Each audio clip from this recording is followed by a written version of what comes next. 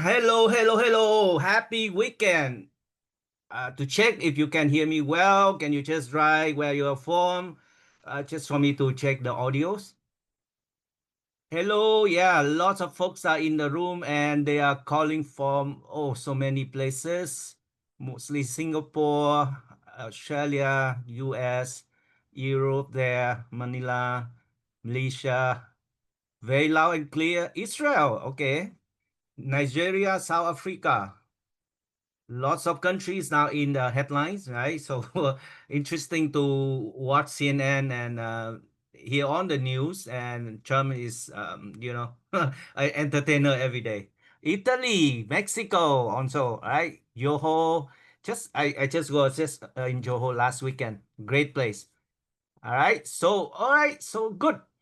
Looks like everyone can hear me well and welcome you all. And this is the Retail Rebellion 2025 webinar. And I know many of you are not joining us from different time zones. Some of you could be in a very late time zone. Some of you could be in very early in the morning as well. And of course, many of you are in the Sunday afternoon, which I really appreciate your time. Thank you for joining in and your overwhelming support. And thank you for your commitment to use your weekend time to learn. I can't wait to share my knowledge with you today. I trust you have enjoyed the webinars by Adam and Ausen yesterday and also earlier today by Adam himself. Before I get into my webinar content, I just want to put up a disclaimer here to make sure that we are clear that I'm not the licensed financial advisor, so I won't be able to recommend or suggest you to do certain trades. What I've been doing, that's what I'm going to share. So based purely on my experience and on my knowledge, and you will need to do your own due diligence because before you take any trades for yourself, right? Because beyond this today webinar, we will have the live trade hunt webinars during the week as well. All right. With that said, I just move on to the agenda for today. Earlier today, Adam have talked about how powerful options can be if you know how to use them properly, right? Both from the investor's standpoint and also from the trader's standpoint, right? Especially Adam talked about selling options, selling put options uh, to earn the consistent profits. And he's shown that he make hundreds of thousands of dollars every year selling put options. This is a concept of selling insurance, which has a high probability of winning. As you always know, insurance company win most of the time. He also talked about selling boon put spread, which can be a very powerful strategy for those with small accounts, for those who do not want to own shares, a concept of selling insurance, but also buying reinsurance at the same time to protect yourself from any catastrophic event, right? So that is also another powerful uh, option strategies that you could use as well. He also talked a little bit on the bullish synthetic spread, where he buy a call and sell a put at the same time for essentially zero uh, cost at the entry. You can use these strategies as a proxy for trading stocks, but you use a fraction of the capital, right? One fourth of the capital. Now, just to be clear, when you use one fourth of the capital for the trade, it doesn't mean that your risk will be one fourth.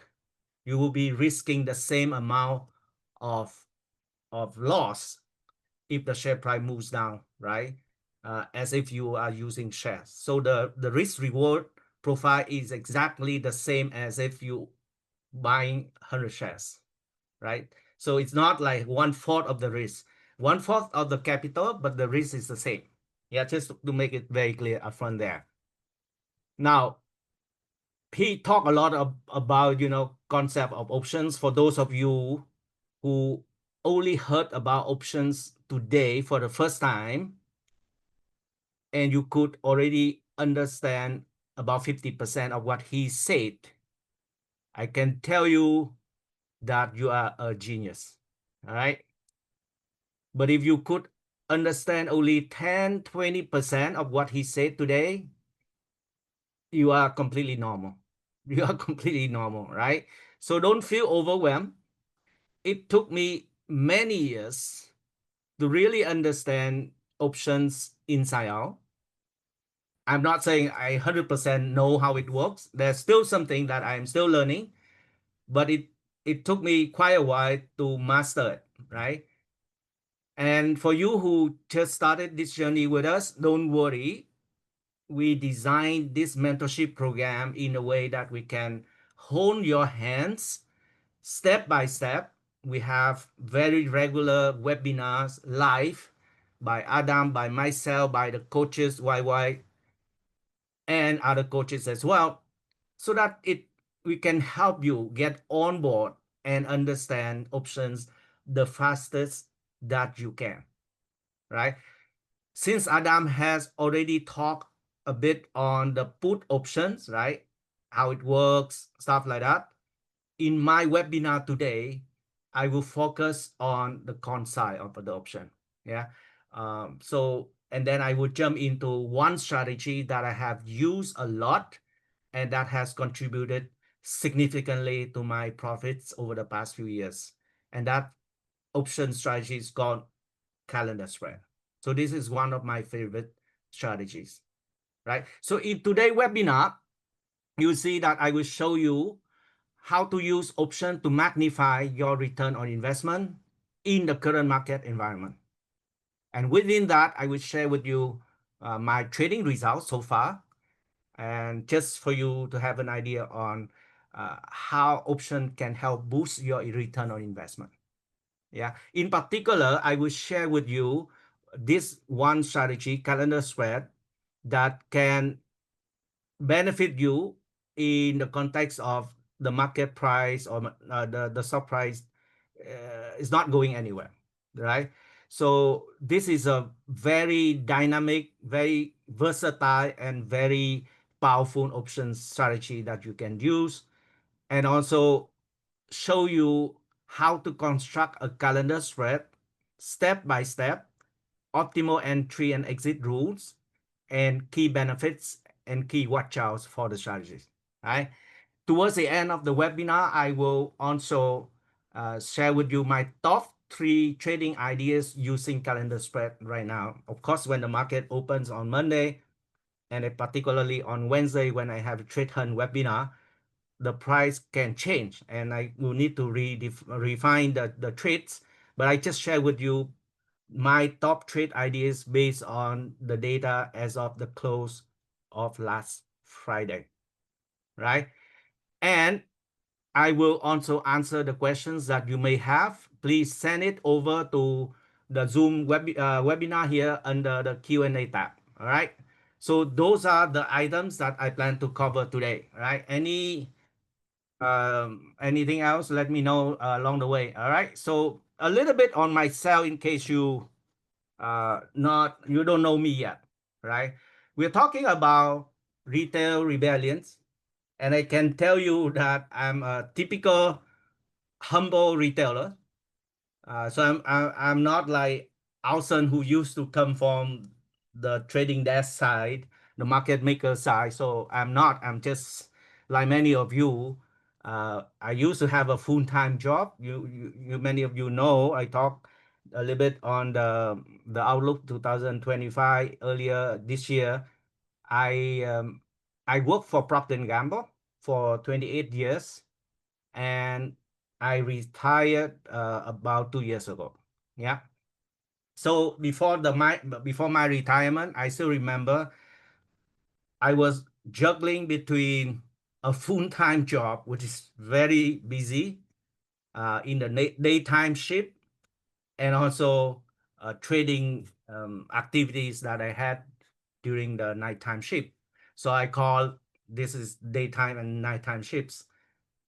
And I love both of the jobs, right? I love my daytime job. I love my nighttime jobs as well. A lot of passion for it, and very rewarding at the same time.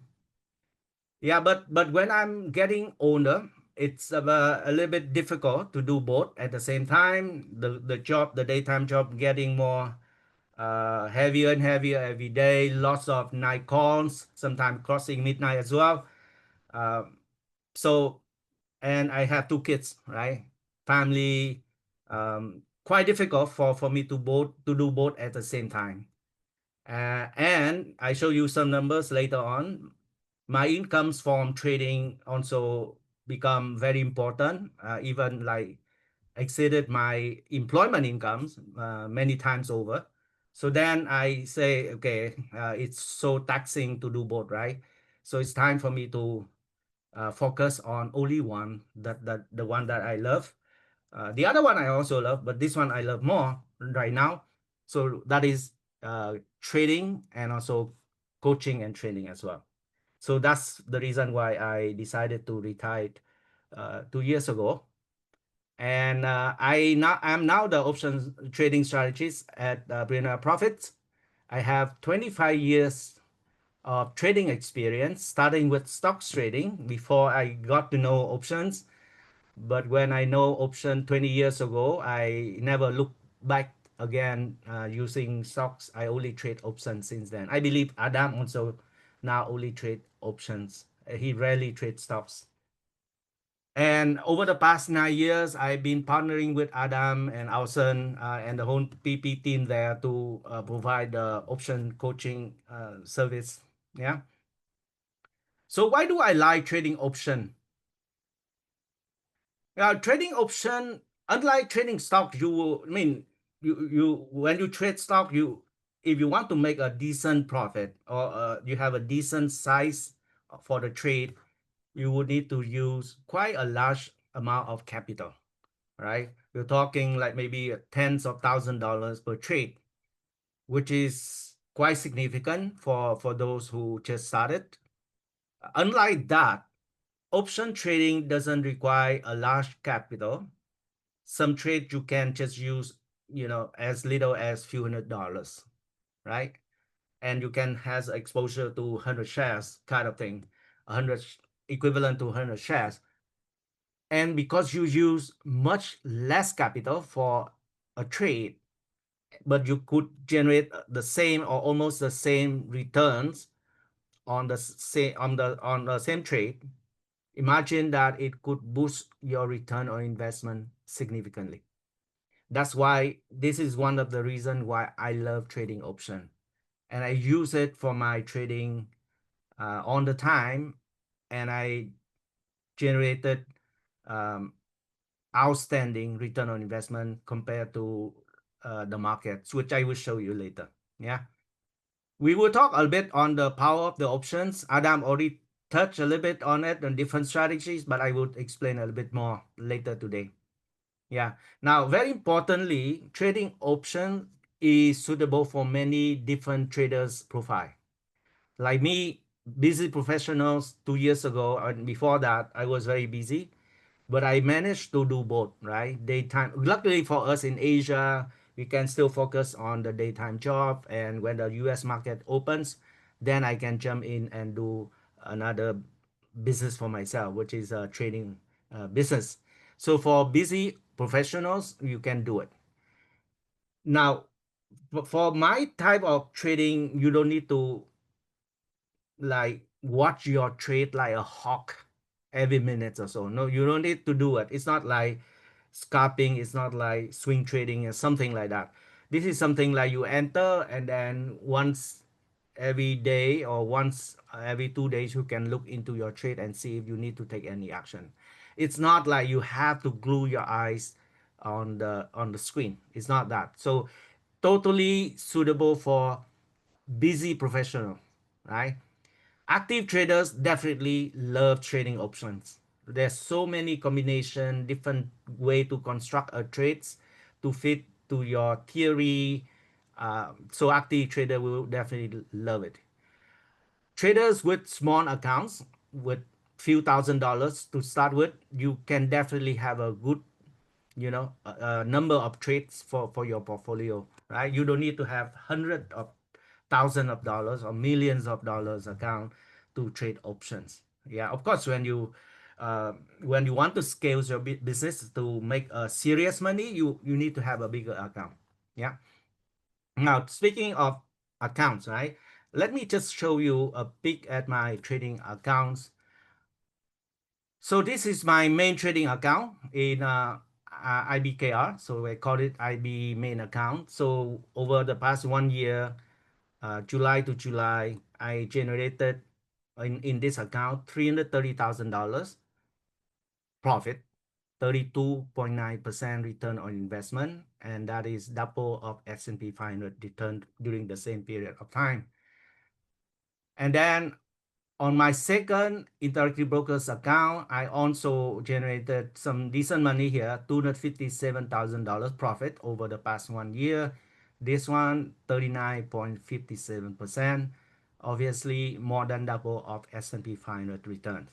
So if you just look at these two accounts combined, I generated $587,000 profits in 1 year, and with an average return of 35.52%, and that is 2x of S&P 500. Yeah, so you see, option can be very powerful, and it can help you boost your return on investment significantly. I'm talking about 1 year here, but if you look at my main account, the one that I showed you at the beginning, over the past 6 years. Why 6 years? Because 6 years is where I started the account, right? Let me open my drawing tool also so that I can draw something.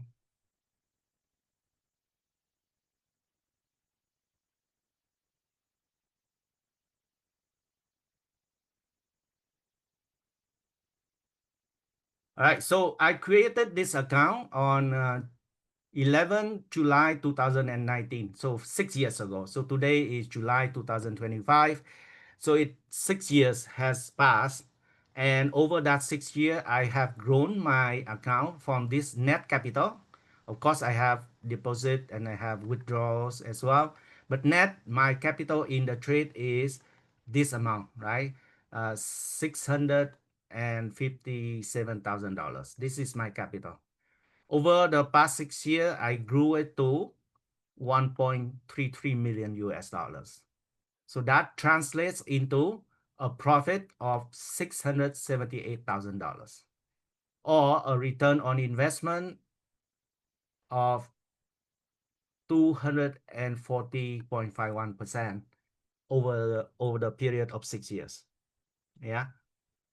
And if you look at the chart here, the green line is S&P 500 and the blue line is my account performance. So I got 240% here, and S&P 500 is up, I think, 114%. So obviously I more than double the S&P 500 over the past 6 years. Now, not just 1 year, not just 6 year. In between, you can see here that same account, I consistently double the return of S&P 500 over 3 years period, right? Over 5 years period, I also double the performance, and over 6 years periods, I also double the performance. So very consistently beat the market by 2x. Now this slide I also shared during the Outlook 2025 event in Marina Bay Sands. I show my profit last year on 100% from trading options, right? So I'm not talking about REITs investment or property, that's something else. This is just purely from my trading accounts, and that's all option. So over last year, 2024, I generated $1.2 million profit, right? 64.6% return on investment, and that is more than 2x of S&P 500 in 2024. And before that, the year before that, 2023 here, I also generated about $868,000 and a return of 84%, and that is 4x of S&P 500. So you can see that option can help boost return on investment significantly. You just need to master your skills and use option skills to make money for you. And with this kinds of income, it's more than enough. So I'm sharing with you these numbers, not just to brag, right? It's not just to brag, like my account and stuff. Like, no, it's not. It's just to show you that what I'm teaching is what I'm practicing at the same time. So I'm doing what I'm teaching. So I have the real skin in the games. So I trade with serious money and I make serious money, serious profits as well. So it's not like in theory kind of paper. Adam mentioned in his webinar, I think we are the only one in Singapore who show our real accounts, real numbers, right? And and we do what we teach, and that is the power of that. And not just making money. Sometimes you need to realize your money as well, because money that you made in the account at the end of the day is still a paper money, right? Paper profit. So many of you may know this one. Earlier this year, I cashed out $1.115 million, almost, yeah, more than 1.1 million US dollars out of my one of my accounts. So I closed down one of my accounts, just cash it out. When you had a good year like last year, this one I cash out almost the entire profit I made last year. I think I made 1.2 something, so almost there. So I cash out the money because I need the money to buy some property, right? This is something that my wife can handle, right? She is tangible.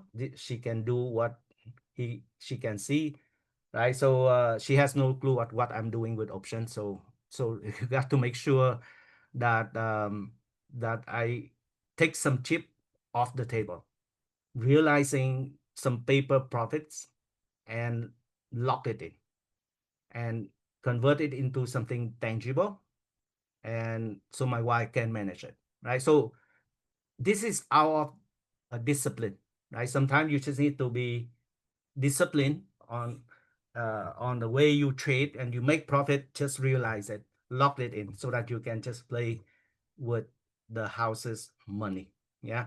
So that's how I have done, right? I will continue to cash out some of the profits this year. That's what I'm planning. I don't know yet. We need to see the year how it ends, and then I will probably cash out something else to again buy some other piece of property, which my wife can manage it. All right. So again, this is something that I do, right? And I think I recorded this cashing out video, and I put in the curriculum. If you sign up on the mentorship program, you can see this video as well, guiding you on how to withdraw money from your broker accounts, and the step by step, and then some watch out and stuff like that you have to take care. Yeah, because a lot of you tend to just like inject capital or transfer money in, but not many of you actually cashing out the fund from the account. So there are something that you need to know as well. All right. So having said that, let us now jump into the content of today's webinar. I touch a little bit on the power of options, and I talk about it now. So for options, right? Options can be used by different traders profile, right? For investors, you can use option to hedge an investment, right? So if you really want to have a peace of mind, right, and then you see something very concerning in the horizon, and you want to have a peace of mind, you could buy a put option to protect your investment, right? Normally, if for long-term investment, people don't care. Like Adam, he never does it. But for some of you, if you are so scared that you need to have a peace of mind so that you could have a good sleep, and you can focus on your daytime job, it's okay to buy a put option to protect your investment. for a short period of time, not just for a long period of time. It's like when you buy an insurance for your house, for your car, for your health, things like that, right? I don't invest. I only invest in REITs in Singapore, which have no option anyway. So I never buy any put option to protect my REITs because I cannot do it, and I don't plan to do it anyway. But for US markets, I don't have any stock holdings, so I don't hedge. But for some of you, just let you know that we do have lesson in the curriculum to tell you, explain if you want to hedge, how much you need to hedge and how to hedge it, right? So that's one thing you can do with option. You can also generate extra income from the stock holdings you are holding anyway, right? For I know some of you could be holding a lot of stocks, big positions. Some of them are doing very well, like growth stock and stuff like that. You don't sell cover call because you let the stock run to earn on the upside. But for some like cyclical stocks or some like steady blue chip kind of stocks, when you don't where you don't expect a huge rally, then you can think about selling call option, yeah, to earn extra income. For example, if you are sitting on some like Pepsi, like Johnson, Procter and Gamble, or even Apple, you don't think the supply will fly anytime soon, just keep selling call option to collect premium, especially if your stock holdings are sitting on some nice capital gain already. Yeah, so your cost of holding the shares is low. Now you sell at the high strike prices. So in the scenario where the stock price goes significantly higher, you don't mind selling your shares at the strike price of the call option. So that's something you can do as well for investor, right? And this morning, Adam talked about using put option to potentially buying fundamental fundamentally good stocks at a discount, right? So he talked about, I don't know what stock he quoted, but let's say if you use it on a discount, like Google, for example, is undervalued right now. Fundamentally, is a good stock. It's okay to buy at the current stock price, but you want to play hard to get, so you can sell a lower put strike option to potentially acquire the stocks at the lower price, right? So if the stock price doesn't get to that level, hey, you collect premium for free. That is a cash secure put concept that Adam talked about earlier today. Yeah, so those are the strategies that you can do for as an investor. Now, for traders, you can use so many different option strategies to generate profits regardless of market conditions, up, down, or nowhere. And one of the strategies I'm teaching today is the calendar spread that allows you to take advantage of the consolidation or sideways pattern, right? So when you trade stock, as I say, you could have to use a lot of capital, right? But if you use option, you use much lower capital. And therefore, it can magnify your returns significantly. And not just that, if you use a lot of capital to trade stocks, even if you put the stop loss to exit your stock position, you will not be guaranteed to exit at that stop loss, because there will be scenario when the stock price open gapping down significantly, like 11 Health over the past few days. It gaps down like 10%. The day after, it gaps down another 6-7%. So in those scenarios, the stop loss that you put there doesn't help, right? Because when it opens down significantly, you will be sold at a lower price, not at your stop loss. But if you use option, it's guaranteed, right? If you construct your trade with the predefined max loss, you will not lose more than that. You will not lose more than that, even if the stock price gaps significantly down, right? So that's what I like about option as well. And last but not least here, you can use option to construct different trades with different win rates. There are way for you to construct high probability winning rate for the trade. So Kaseki put is one, right? Adam shows you, you could have like 70% win rate for Kaseki put or for bull put spread, right? The bullish synthetic is 50-50, right? But there are other strategies like, Iron Condor, you could have like 80% win rate if you want to construct that way, or there will be 95% win rate for some strategies as well, right? So bull put spread extreme that Adam designed, that one has 90% win rate, right? So we have different win rates for different strategies, and it's so powerful and so flexible, and it's up to your risk tolerance. You can choose different strategies for your own liking. Yeah. So that is the power of the options. Now, this morning, Adam talked about put option a lot. Yeah, we talk about call option as well when he talk about the bully synthetic, but not much. But let me cover the call option now. For those of you who have no idea what call option is all about, so let me explain to you. A call option is a contract that gives you the right to buy 100 shares at the strike price on or before the expiration date. All right. So a lot of wordings, mumbo jumbo thing here, but keep it simple.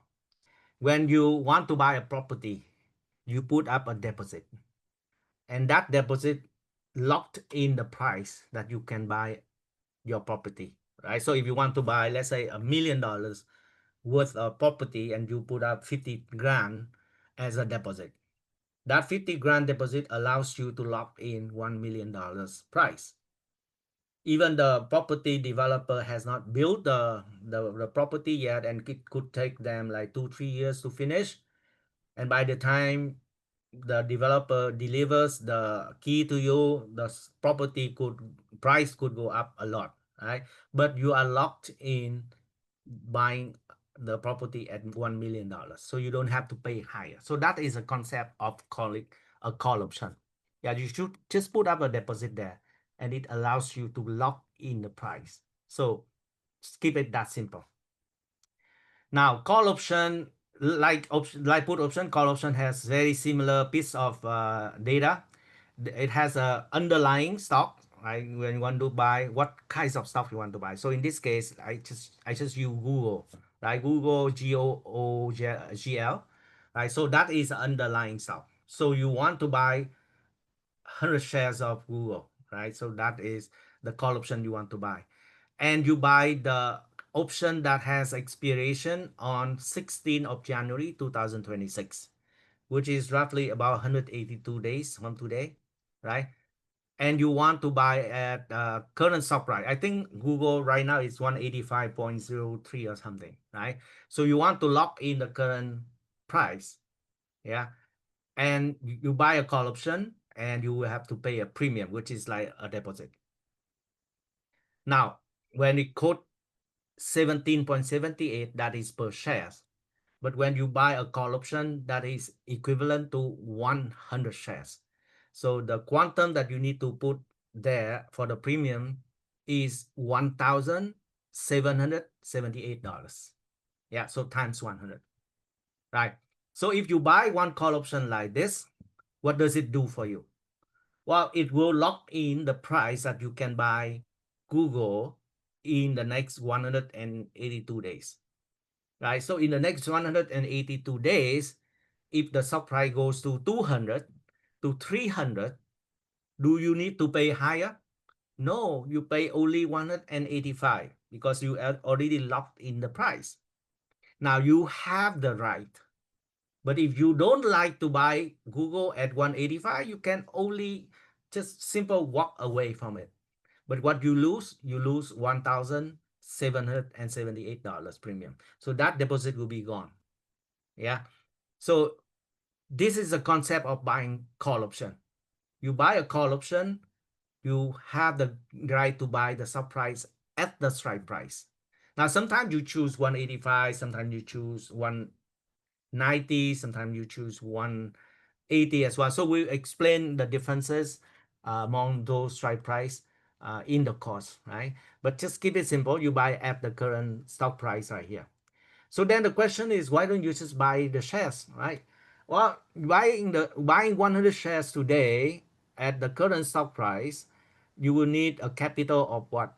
$18,500, right? So 100 shares, you need $18,500. You say, okay, I think I will have that money, but not now. I will wait for my year-end bonus, right, to come in, and then I have the cash amount to buy 100 shares. So in the meantime, I see Google at the current stock at the current price is a good deal. Is a steal. I don't want to miss it. I don't want to miss it, but I don't have enough cash to buy. I don't want to borrow the bank because I have to pay interest rate as well. So I will wait for my year-end bonus to buy. So how do I guarantee that I could buy at the current price? Well, then I will need to buy a call option here. However, for you to have that right to buy 100 shares of Google at 185 and allows you to hold that right for the next 182 days, you will need to pay $1,778. That is something that you have to consider. Yeah. So it's not for free. You don't just put the deposit and then it will it's some slightly different versus buying property. Buying property means you can use that deposit to offset the future payment. This one is not. The moment you buy, that money belongs to the seller. Yeah. So you don't get that money back unless you can sell your share at the higher price. All right. So now, if you are the buyer of that call option, what does it do for you, right? If the stock price goes up as you expected, right? You think the stock price is so cheap right now, so it will go up, and upcoming earning will be good, and stock price will fly. You will lock in the price right now. Now, if you are right, and the stock price goes above the break-even point, what is your break-even point? Well, that is the price you agree to buy, 185, plus the premium you pay. Again, this premium is not like can be used to offset the future payment like the deposit does. This one is not. It will be an additional cost for you. So the total cost of buying 100 shares for you is not 18,500, but 18,500 plus 1,778. Yeah. So therefore, your total cash outlay in this deal when you exercise to buy 100 shares is 20,278. That is your cost. So if the stock price goes beyond that, if the stock price goes to 203, yeah, you make money. If it goes to 205, yes, you make money.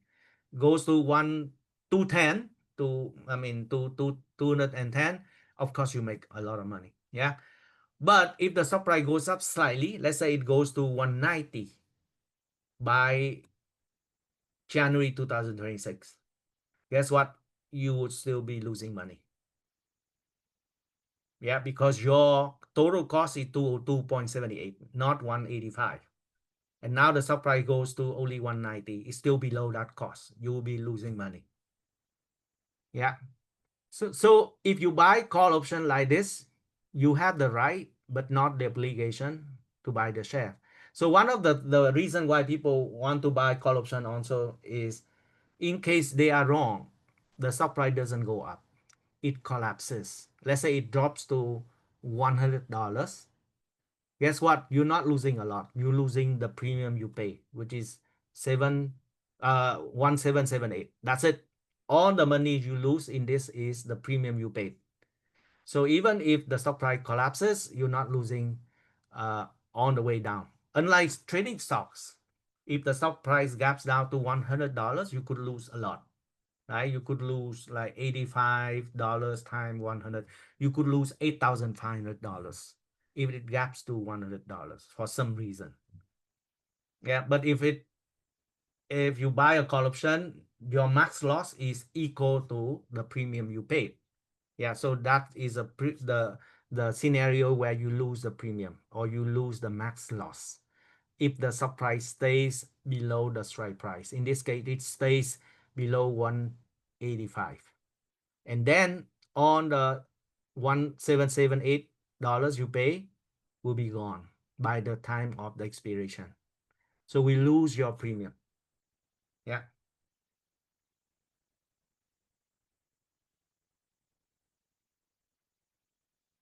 All right. Now, what is the advantage? What are the advantages of using this strategy, the buying call option? Well, people get lured into this concept of buying option because it has potentially unlimited upside potential. It has potentially unlimited upside. That's why during the meme stock rally, people keep buying call options because there's no limit to the upside, right? GameStop went from $10 to $100+ in a matter of few days, right? So you see AMC, you see a lot of meme stock triple or 10 times within a matter of few days or few weeks because it has unlimited upside potential. So that is a very attractive idea. Lots of new option traders, rookie traders, uh, get lured into this concept, and they say, okay, why don't I just buy a call option, paying a little premium, and I know that's my max loss, but I have potential unlimited upside. So it's like I want to buy a lottery ticket and I could potentially win a big prize. It's the same concept. Yeah. And if I'm wrong, the subprice collapses. Guess what? The loss is limited to the amount of the premium I paid. That's it. I cannot lose more than 1778, even when Google share price goes to zero. Yeah. Now the disadvantage is this: when you buy an option, so in this case you buy a call option, time decay works against you every single day. Okay? So when you buy an option, you will face with the premium decay every single day towards the expiration date. So for you to make money in this call option, right, the stock price has to go up fast enough for you to overcome the time decay in the option. It's like when you swim against the current, right? If you go, like if you swim fast enough, like 2 meters, and then the current push you back by 1 meter, so you net off like still up by 1 meters. So if you are like lucky, you get in the very strong momentum stock, you can do it. I mean, the magnitude of the share price going higher overcomes the time decay effect. So in that case, you could still make money, right? So you are very professional swimmer. You can swim against the current and you can still reach the destination. But I tell you, many of traders not a professional swimmer. They swim against the currents on the time and they get lost. Yeah, because they get only like half of the meter and then the current push them back 1 meter, so they losing money on the time.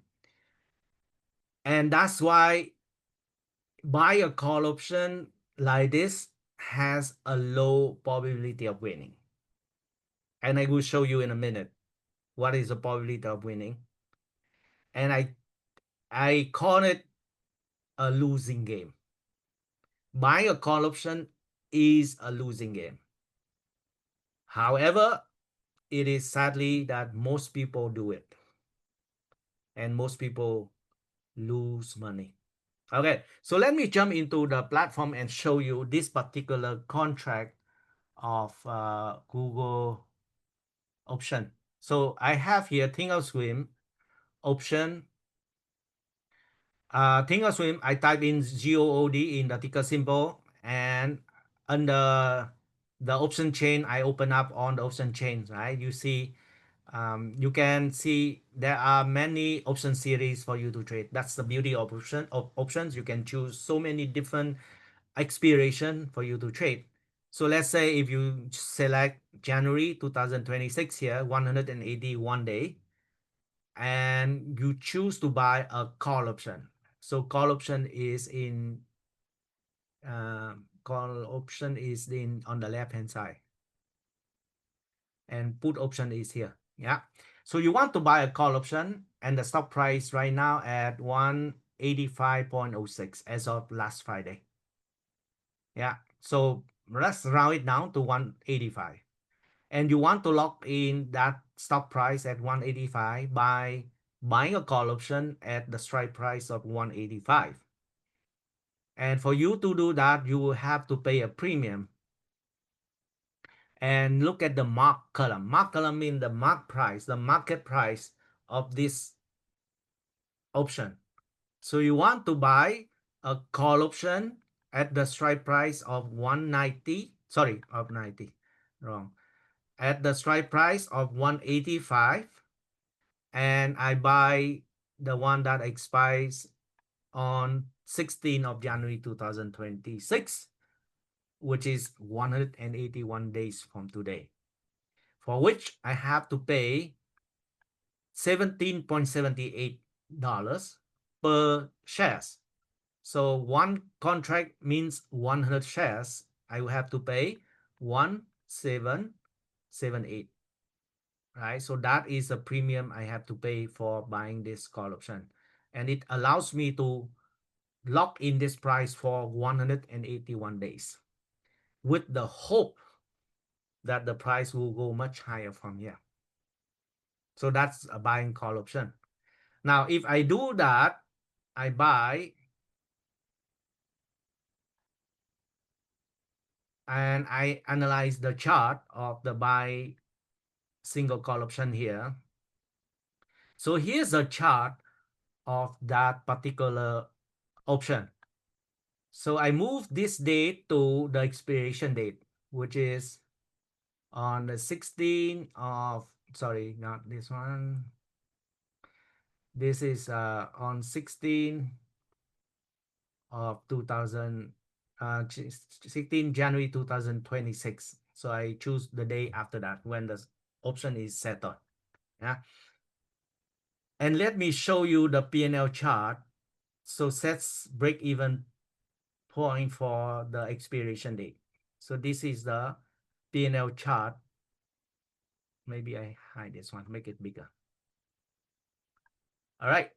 So based on this, right, you see the current stock price is here, which is about 185, right? 185. And for you to make money, the stock price needs to go on the way to 202.8 or something, right? The break-even point, which is 185 plus 17.78. That is the break-even point. So that is zero line. Above zero line is a profit zone. Below that is a loss. Yeah. So you will only make money if the stock price goes beyond this break-even point. So from this onwards, you will be making money here. Yeah. So this is the profit zone that you have. So you need the stock price to move fast enough to go beyond the break-even point for you to make money. If it stays here until the expiration, you will lose on the premium, which is 1,778. That is a loss at the expiration. Yeah, so this is a loss. Now, guess what? How many percentage of winning rate do you have for this particular trade? Well, the system tells us that you have only about 35% chance of winning, and you have 65% chance of losing money. So that's why I say buying a call option is a losing game. The odd is against the buyer of the option. And for that reason, Adam and myself, we don't advocate buying a call option alone because this is a losing game. You will face time decay every single day. How much is the time decay, right? Per day. Just give you an example. If the stock price stays right here, right now, the time decay, which is called theta, will be $5 a day. So every day, weekday or weekend doesn't matter. When you wake up, you see your option value decays by $5. Yeah, $5 a day. Now, this $5 a day will not stay constant. It will accelerate, meaning the closer to the expiration date, the decay will be faster, and therefore you will be losing more towards the expiration time. So let me simulate it for you. So today is 20th of July, right? If I move this one towards the future date, you will see the theta increases. Yeah, so theta will increase towards the expiration date, right? So the closer to the expiration date of the option, the more option will lose every single days, right? So that's a point in time you'll be losing $6 a day. By mid of October, you will start losing $7 a day. Yeah, so by mid of November, you'll be losing $8 a day. By mid of December, will be losing like almost $12 a day, and it keep going up until you reach the expiry date. You see, the closer to the expiration date, the less hope you have in the option. If the stock price continue to stay at this level, so you have less and less and less hope. So the hope value is decaying every single day. And that is the time decay in the call option if you buy a call option. I hope it's clear, everyone. Yeah, I hope it's not too complicated. Yeah. All right. So that is what we say buy a call option is a losing game. However, most people do it because they do not have a proper education on options, the right way to trade option. Now, I don't blame them because I used to be like them. In my first 7 years, this is what I did as well. And I lost money most of the time. I did not have the right, um, I did not have the proper training on option at the beginning. I just do like experiment, try and error by myself. And I lost money most of the time. And I think I told the story. One day I lost. So there was time, I think 2006, and when I was in Jakarta, I was posted there. So I live in Jakarta for 3 years. So during 2006, you know, Apple's stock price went up almost every single day. It's like Nvidia right now. And because they introduced iPhone before that, and it become a hot cake. So Apple share price went up almost every day. So like meme stock, the stock price went up like crazy. So what I did, I just bought call option every single day. Every time I have some money saving, some money that I save, I put in the call option, and I collected a lot of call in my portfolio. So at that time, that point in time, if you look at my portfolio, there's nothing but Apple call options. And there was one day, and there's always one day when the news that Steve Jobs got hospitalized, and the supply plunged. And that one single day, I lost $60,000, 60 grand in one day.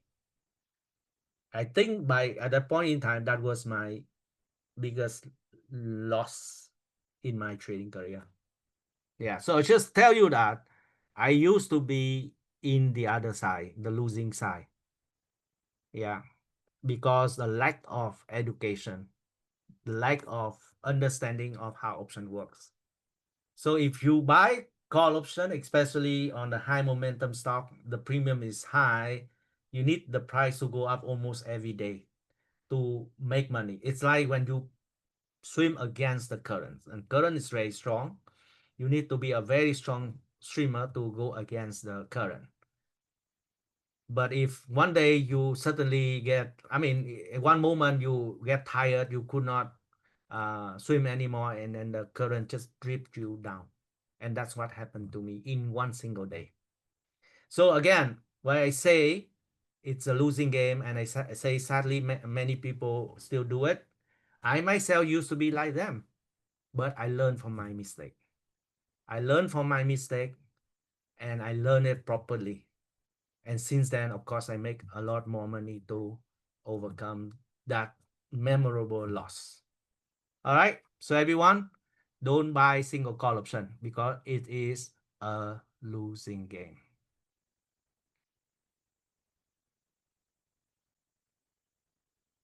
Leap option, somebody asked about leap option. Leap option technically is the same thing. Leap option is is better. It decay slower, but it's also expensive. It's almost like holding shares. So if you are wrong on the direction, you could lose a lot. So the problem with leap option is the premium is so big. So you have a lot to lose. Unlike shorter DTE option when it is cheaper. This leap option is a hybrid between holding shares and holding call options. Okay, Chap say, do you do zero DTE? It's tricky one. Maybe in the other venue I will talk about it. I don't want to open the Pandora box right now on the zero DTE. Pullman cover call, I did it. So it is called diagonal spread. It is part of the curriculum that we teach. So we do have cover call and we do have the diagonal spread. So we do both, right? Pullman's cover call is another name of diagonal spread, which we cover, right? And I even created the DS hammer, which will cost you less. So half of the traditional Pullman's cover call. So it's like even poorer man cover call or budget cover call, right? So that's what I do. Okay, so okay, hold on. I just introduced one part of the call option. I haven't finished my lesson yet. Just like one third of it. Okay, so I just bear with me. I still have part two, part three. All right. So when you buy a call option and then suddenly the supply goes down, you will immediately lose option. So, and it's a fool to exercise the call option. Let's say I buy a call option of Google at 185 strike price, and tomorrow there will be some news, and then stock price went down to 150. Why in the who in the right mind would exercise the option? Why you want when you exercise the option? That means you agree to buy Google at 185. And that is the stupidest thing you can do. Why you want to do it? The stock price now drops to 150. Why don't you go to the market and buy at 150? Why do you want to exercise your call option and buy at 185? That is the wrong play. That is a stupid thing to do. Yeah.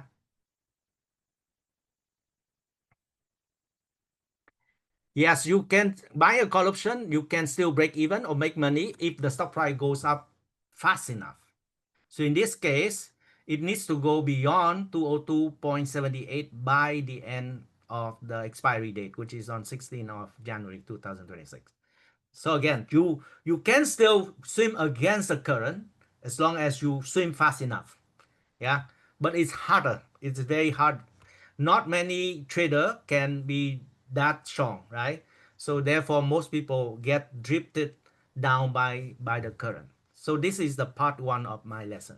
Okay, so hold the horse here. I still have part two and part three. Okay, now let's look at part two, which is another call option. Right. So we talked about the long expiry option earlier, 181 days, the one that expires on 16, right? 16th of January. Now look at another con. This one will be expiring sooner. I still look at the same stock, which is Google. I still look at the same strike price, which is 185. But the difference is I will look at the option that expires at the shorter date. So because the option will have less time, to expiry, the value of the option will be lower. So imagine there's a hope value, right? So where you have 181 days to hope, the hope value is greater. Now, if you look at an option that has only 4 weeks or 28 days to hope, right? Then the hope value will be lower. So look at this call option, same stock price will go, but this one will expire on 15th of August, which is about 4 weeks from now.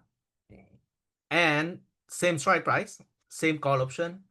This one I would have to pay lower premium if I buy.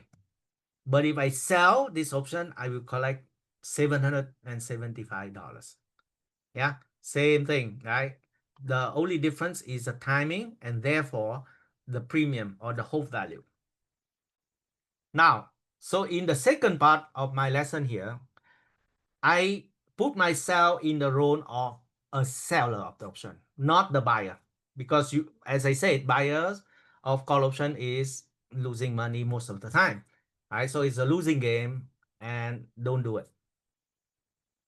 Earlier today, Adam talking about being a seller of option, you have a better chance of winning, like the concept of selling insurance.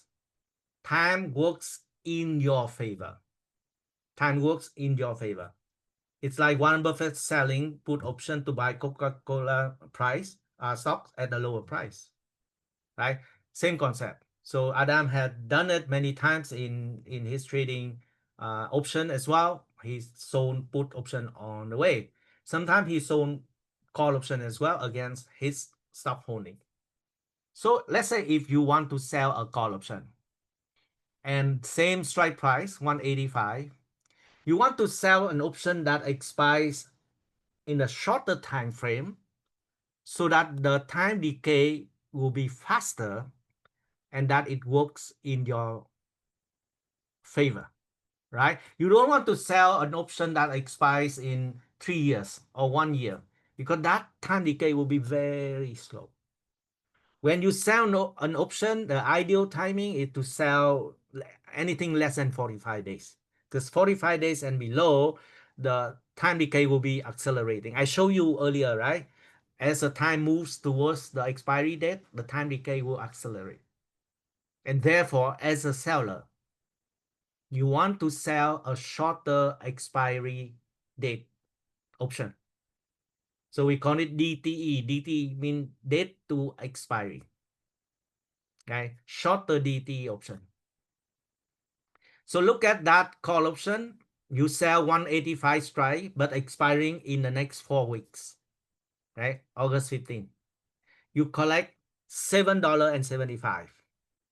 Now you are the seller, right? Your counterpart is the buyer. The buyer, as we understand from the previous example, the buyer, for him to make money, the stock price will need to go up significantly beyond the break-even point.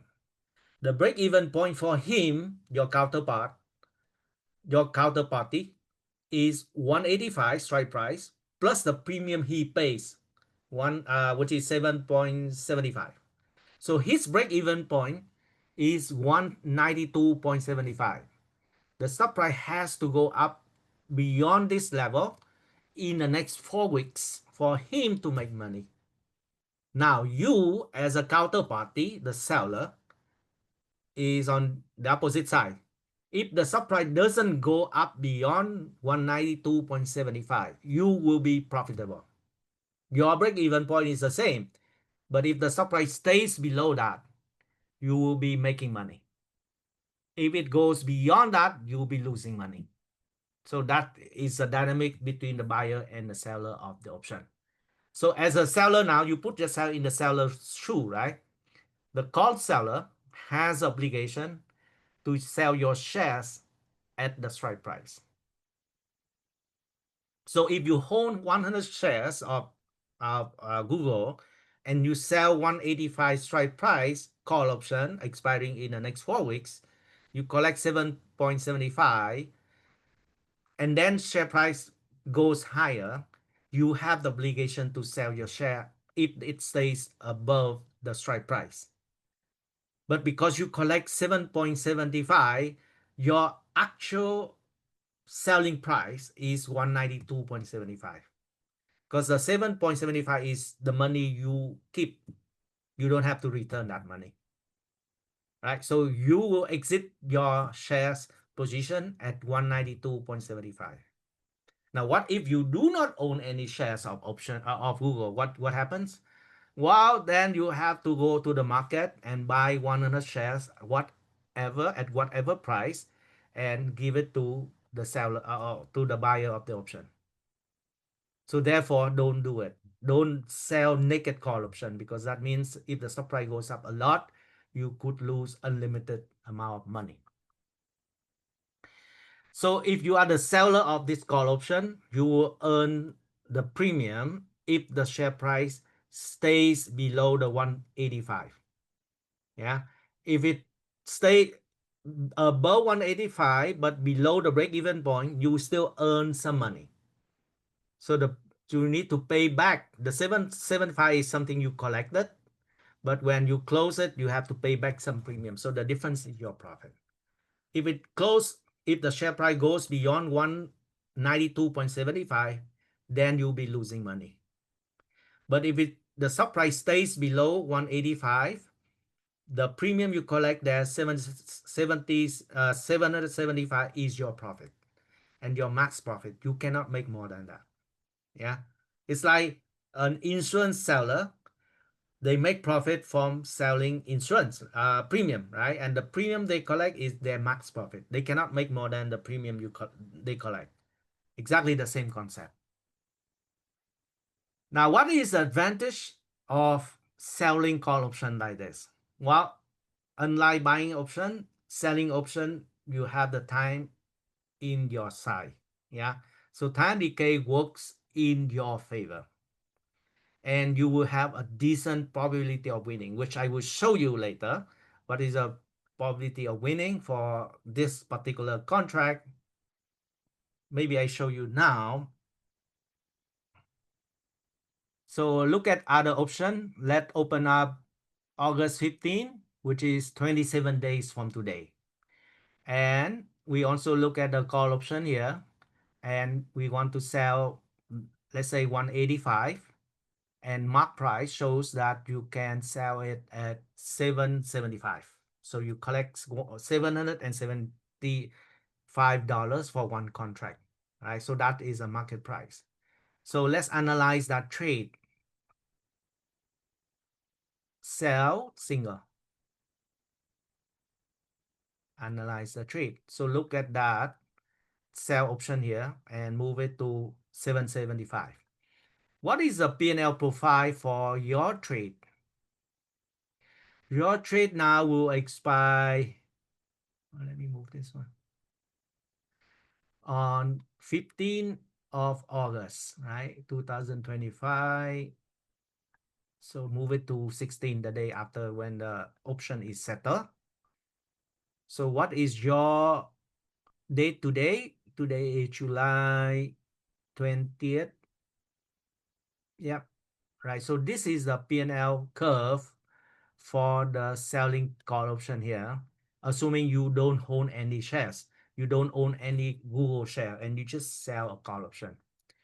And then you set the break-even point for the trade by the expiration. What do you have here? You have, let me move this one down a little bit.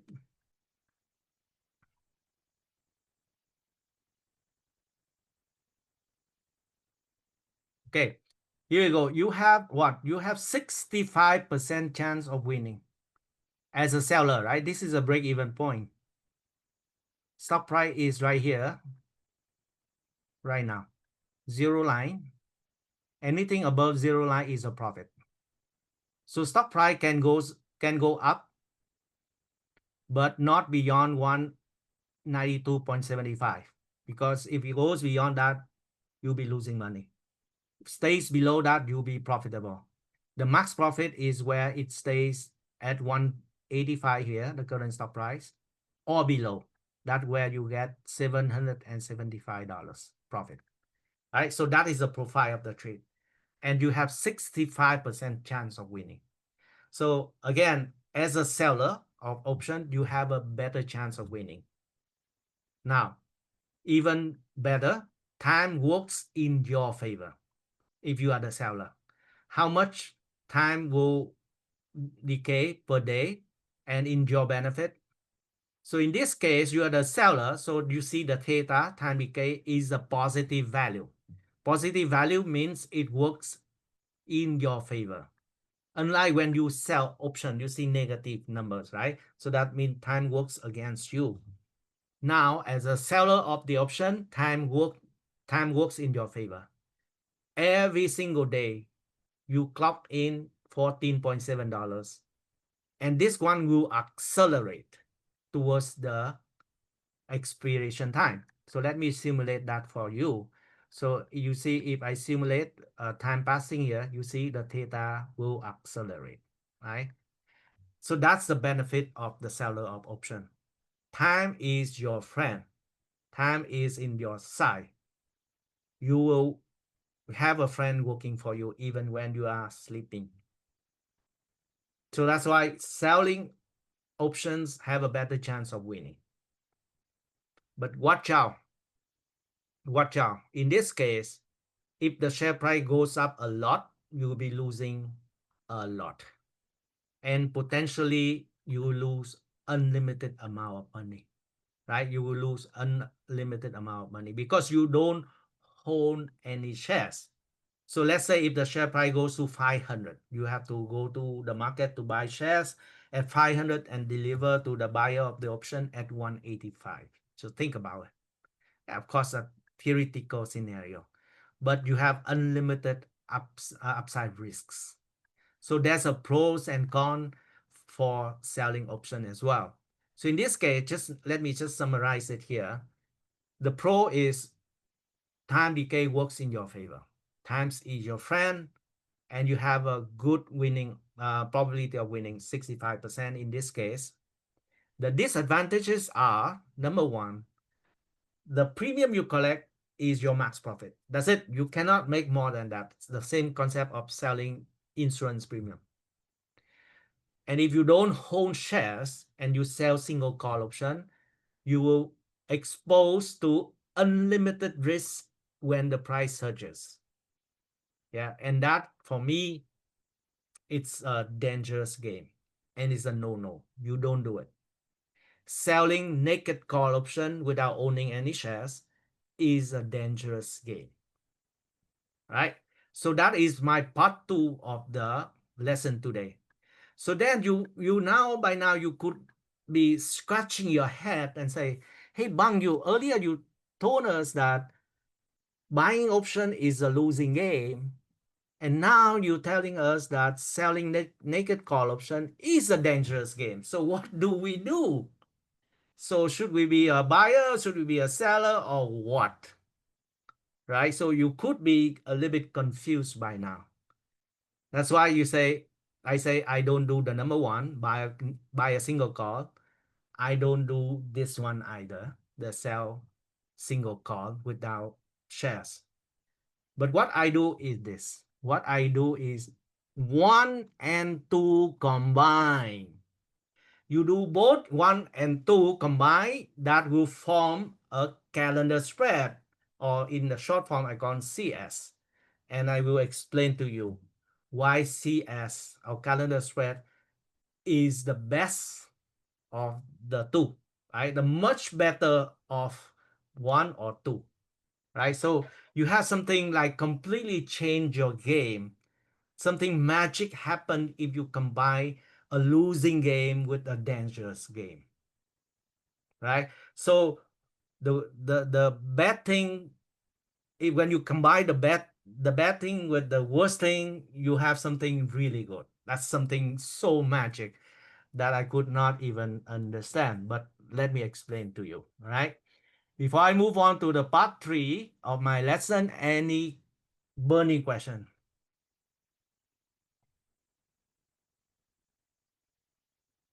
Okay, live now you say selling part naked, meaning you only own 50% of the share, too dangerous or okay? I think it's still dangerous. You still have unlimited upside risks.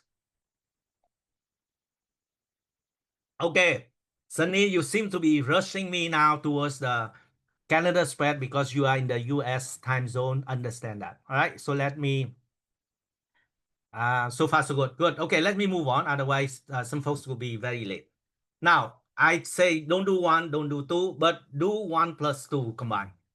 So if you do one and two combined, what does it mean? You will do a combination of buying a long dated call option and selling a short dated call option at the same strike price. And you do it both at the same time, right? So the trade will be like this. The trade will have two legs. Leg number one, you buy 150, 185 strike call option expiring in January 2026, and you pay $17.78, which we know, right? That's leg number one.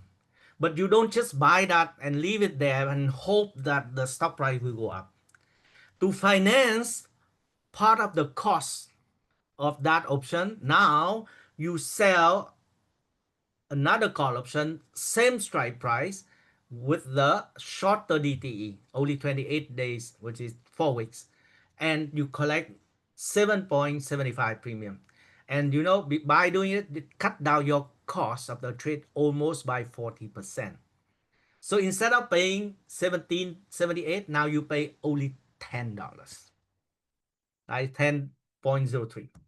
So for the whole trade, it is now costing you $1,000, not 1,700, right? So by selling the short dated option, it cut your costs down. And the beauty of this is not just cutting the cost down, it cut your risk down also. The max risk on the trade is now down to $1,000. You cannot lose more than this, even if the stock price goes to zero, even if the stock price goes to 1,000. Doesn't matter. Your max risk in the trade is now capped and reduced at $1,000 per contract. This is a concept of lease to rent. Now, the cover con is like you buy a property and then you rent it out, you collect the monthly rent, right? But you know, buy a property will cost you millions of dollars. So it's very expensive. For you to do a cover call strategy, you need to have a large capital. Now, what if you don't have that large capital? Well, can you do that business? Yes, you still can. And that the concept of lease to rent, meaning you instead of buying a property, you just rent that property for let's say 6 months and you rent it out on a monthly basis. Let's say 6 months you rent it for let's say $6,000, right? So you get a deal with the landlord to rent a property for 6 months and you pay $6,000 for that 6 months. Now against that one, you don't leave the property empty. You find a tenant, right? Every month you rent it out to a tenant. You collect $2,000 a month. Yeah, $2,000 a month. And if you can find three tenants in 3 months, you got 6,000 already, right? So the remaining 3 months will be for free. So that is the concept of calendar spread. Yeah. So you buy a long dated option there as a proxy, as a stock holding. Against that, you sell short dated option to collect shorter term rentals or rents or premium to pay off the long term lease. And after a few rounds of renting, you'll be owning the remaining long option for free. That is the concept of calendar spread here. Imagine you sell 1 month here, you collect 7.7, right? This is just 1 month. What if next month you collect another 7.7? So then you cut your cost down to only $300. Yeah. So then you almost get the remaining time for free. So that is a concept of calendar spread, the concept of lease to rent. And you reduce your risk significantly. You cannot lose more than $1,000 here. You cannot, no matter where the stock price goes. If it stays here, doesn't go anywhere, this is the best. Because if the stock price stays exactly where you enter the trade, 185 here, by the expiry date, you will earn a lot of profit. Yeah? And let me get into it. Now, advantages of doing this is first, it reduces your capital. and reduce your risk, right? So it optimize your capital. So when you use less capital like this, $1,000 per contract, and you could earn significant amount of profit. In this case, max profit is about $600, 60%, 60% return on investment in 1 month, in 23 days, right? So that is the concept of using less capital to boost your return on investment. And I show you my account, I consistently outperform the S&P 500 for the same concept. Now, you cap the downside risk, because if the stock price collapses, I mean, you're wrong in this case. Guess what? You cannot lose more than what you paid here. Meaning the house that you lease for 6 months, the worst case scenario is you cannot find any tenants, right? Then you have to let it empty for 6 months. Then $6,000 is your loss. You cannot lose more than that. That is a concept uh, of of lease to rent, compared to buying that property for $1 million and then you could not find any tenants and you could not move your home there because it's too far away, and you just waste your money there, right? So obviously lease to rent is a better business. Yeah. Best thing is time decay works in your favor. Yeah. So let me show you this one in the profile here. Now I show you two trade, right? One, buy a call option and pay, I think I say I pay 778. How much is it? I pay for the call option 1778. So that is the mark price, 1778. Right? So that is buying a long call option. We talk about it. Second leg, I will sell a short dated option and collecting $775. That form the calendar spread. And this is a big picture of the calendar spread. You see, calendar spread will make the most money when the stock price stays right at the strike price, 185 here, by the expiration of the short call. That's where you make the most money. Now, in case you are wrong, the stock price collapses, guess what? You will be losing maximum amount of what you paid, which is a net of the two here, $1,000. You cannot lose more than that. In case the stock price goes to the roof, you cannot lose more than $1,000 as well. So that is the risk profile of the trade. Now, if you zoom this trade into nearer to the profit zone, you will see how many, what is the probability of your trade making money here, right? So if I set slices to the break-even point on the date after the expiration of the short call, what do I have? So I need to move this one to August 16, correct? And today is July 20th. So I have about 54% chance of winning. Yeah. At the entry, I have 54% chance of being profitable. So anything between here, 173 and 202.7. That is my break-even point. So within that range is my profit zone. And 54% chance that the stock price will stay within this range in the next 23 days. So I have a good chance of winning in this trade. I could make less money if the stock price drops to here, or I could make less money if the stock price moves up too much, and I make more money if the stock price stays around the 185 area. So the best is the stock price goes nowhere, right? Can be up, can be down, but by the time it expires, it goes back down to around 185. That is the best profit zone. Yeah. What if I'm wrong? And you know, I cannot lose more than $1,000. Yeah. So that is the profile of the trade. Now, when you execute this trade, you don't execute leg by leg like this. You don't enter one and then enter another two, but you execute both legs at the same time. How? All right, go back here to the platform, and it's the same for interactive brokers as well. You open up these two DTEs, right? Two series. You buy 185 here. You click on the ask and then hold the control key here. And then you sell 185 on the August 15. and it shows you that this is a calendar spread, and it shows you the net debit for the trade, which is $1,000. Yeah, and then right click, you have the same thing, right? You don't have to click into two legs anymore. You just click on one trade, and this is how to execute a trade. Both legs enter at the same time, and you can control the max risk in this case. So you don't have to deal with the slippage of the price between the two time of entering. In this case, you enter the trade at one shot, and this is a trade, right? So if you do both at the same time, like I just demonstrated.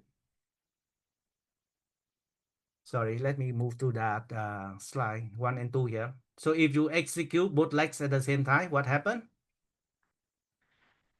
You will have reduced cost and reduced max risk. But the best thing here is you have time works in your favor. Time decay works in your favor. Let me show you that. So at this trade, and if the price stays here, if the price stays at the current stop price, which is 185, what is the 185 here, right?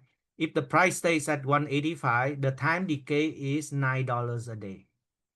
So every day passes, you get $9, regardless weekend or weekday, doesn't matter. And again, $9 here doesn't stay constant. It will accelerate towards the expiry date. So we see at the entry, the pink curve here, you make no money, right? Pink curve here shows zero money. But as I simulate the time passing, you see the pink curve rises towards the blue curve, the blue curve. Yeah, see if I simulate the time passing here, you see the time decay will accelerate and also the profit will be generated. Yeah, time decay go to 11 now, 12 now, 13 now, 14 now, 15 now, 16 now, right? So the closer to the expiry date, the time decay benefit will bring even more to the trade. And the profit will rise towards the max profit.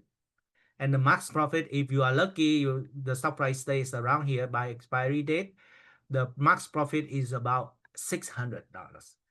$600 divided by $1,000 capital, guess what?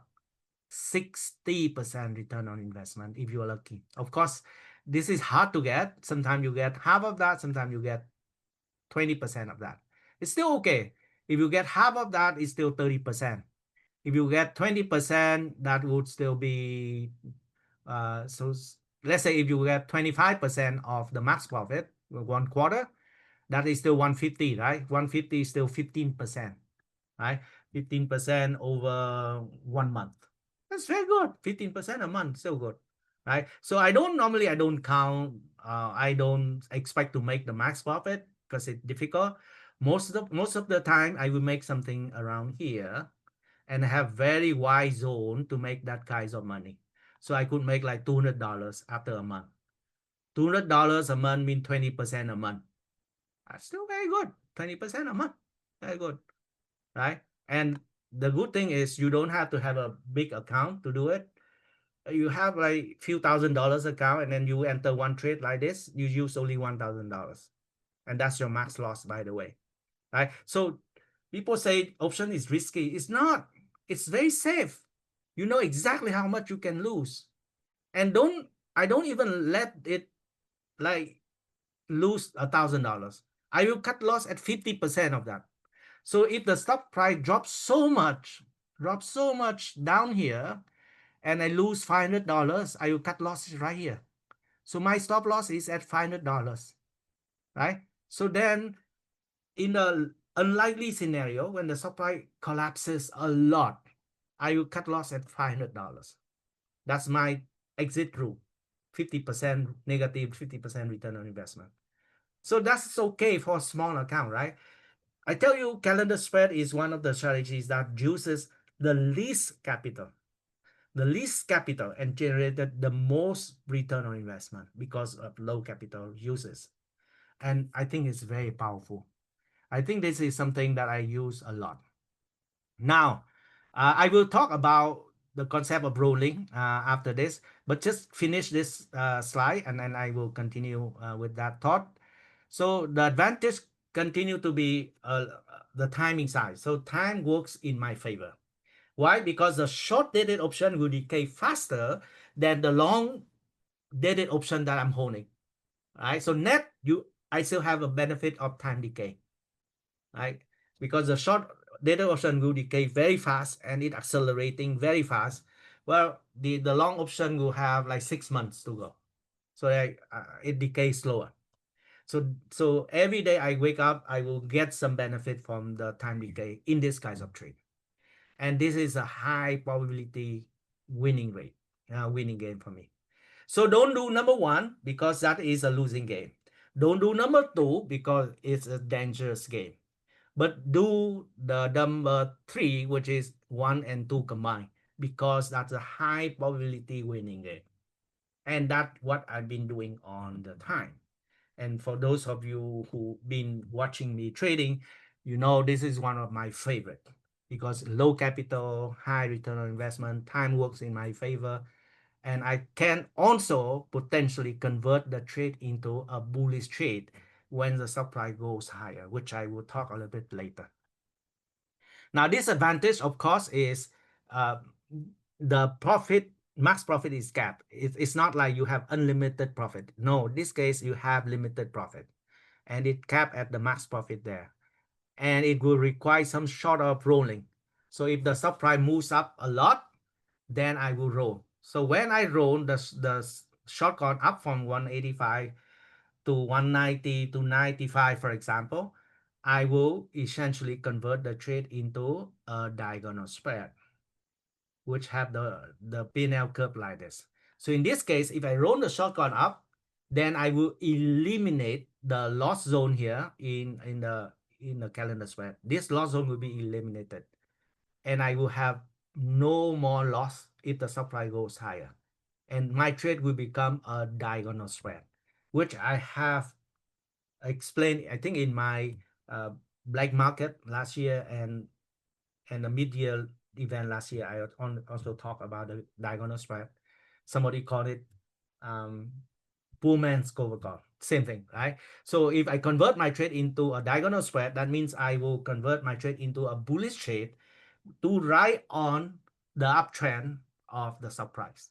So for me, Google price right now is undervalued, right? I believe in the long term, Google price will catch up with the intrinsic value. Based on my stock oracle, it's 203, right? So still have like 18 points to go from here. So when it starts to catch up with the intrinsic value of the stock valuation, I will convert my trade into a diagonal spread, which open up more headroom for the upside. And then in that case, it's just a matter of how much profit I made in the trade. I don't have to worry about the loss zone in the upside anymore. Got it, everyone? Now, now I will explain step by step how to construct a calendar spread, right? Okay, so calendar spread is very dynamic strategy. You can be used for a neutral trade, can be used for a bullish trade, can be used as a bearish trade as well. It can be used for playing earnings, can be used for playing with some events. But in most cases, I use this as a neutral trade, right? And it involves two legs. Legs number one, I buy a long dated call option, long DTE, at or near at the money, right at the money. Yeah, like Google at 185, I buy at 185. Leg number two, I sell a shorter DTE call option at the same strike price, which is also at the money, 185. And that will reduce my max loss or capital in the trade significantly. I cut the cost down by 40%. Remember that? And the trade could have very high potential, return on investment potential. 50% to 150%. So the trade I showed you earlier has 60% max return on investment. How could I get 150? Well, with rolling and you open up the higher profit zone on the upside when the stock price goes higher, you could potentially goes much higher than 50%. yeah, with the rolling. And before you roll, right? Ideally, when you construct a trade, the probability of winning here, at least you need to have 40%, ideally 50% or beyond, right? But with rolling, you can have like 70%, 70% win rate, right? If you roll, yeah. All right, so optimal entry rules if you enter the trade here. And again, on Wednesday, when I have a live trade hunt, I will explain this again, but just let you know the complete lesson here. Not even complete. In the curriculum, we explain even more. This is one part of it. So I use this calendar spread on stocks with high liquidity, good option liquidity, right? I do not care much on the fundamentals of the stock, to be honest, for the trading here. So high option liquidity means you look at the option chain, you have to see the weekly options. Any stocks that have no weekly option, don't touch it. For example, one stock has no weekly option like this, I won't touch it. Like FICO, right? FICO. So this one has no weekly option. I don't touch it. So because this candle spread requires a lot of rolling and liquidity need to be high. If the stock has no weekly option here, that indicates that the stock has low liquidity. Yeah, so don't touch those. Only trade the one that have weekly options. And the bid and the ask price in the particular option need to be close enough, right? Look at the money bid and ask. It should be tight enough, like less than 0.4% of the stock price. That would be ideal. So if the stock price is $100, bid and ask should not be more than 40 cents. Yeah. Technical setup for this trade, I need to see the stock price at least forming a consolidation and ready to rally. I don't want to enter a trade when the stock price still showing a secular declining. That will be a suicide model pattern, right? Don't touch one. So let me just show you one and you tell me, is it a good candidate for calendar spread or not, right? Just give you a flavor of the technical setup that I'm looking at. Let me see, yeah. So I think this one, Novo Nordisk, NVO. Is it a good candidate for calendar spread from the setup standpoint? Yes or no? No, right? Many of you already catch it. It's on the declining trend. Obviously, it's on the declining, and there's no sign of bottoming. There was time when we thought that it already reversed to the uptrend, but no, it failed again. So it's forming lower highs, obviously, right? Lower highs, right? And then lower lows, right? So lower low, and we may see lower lows again. Tell me this stock is a good candidate for calendar spread or not from the technical standpoint. Celsius Holding. Yes or no?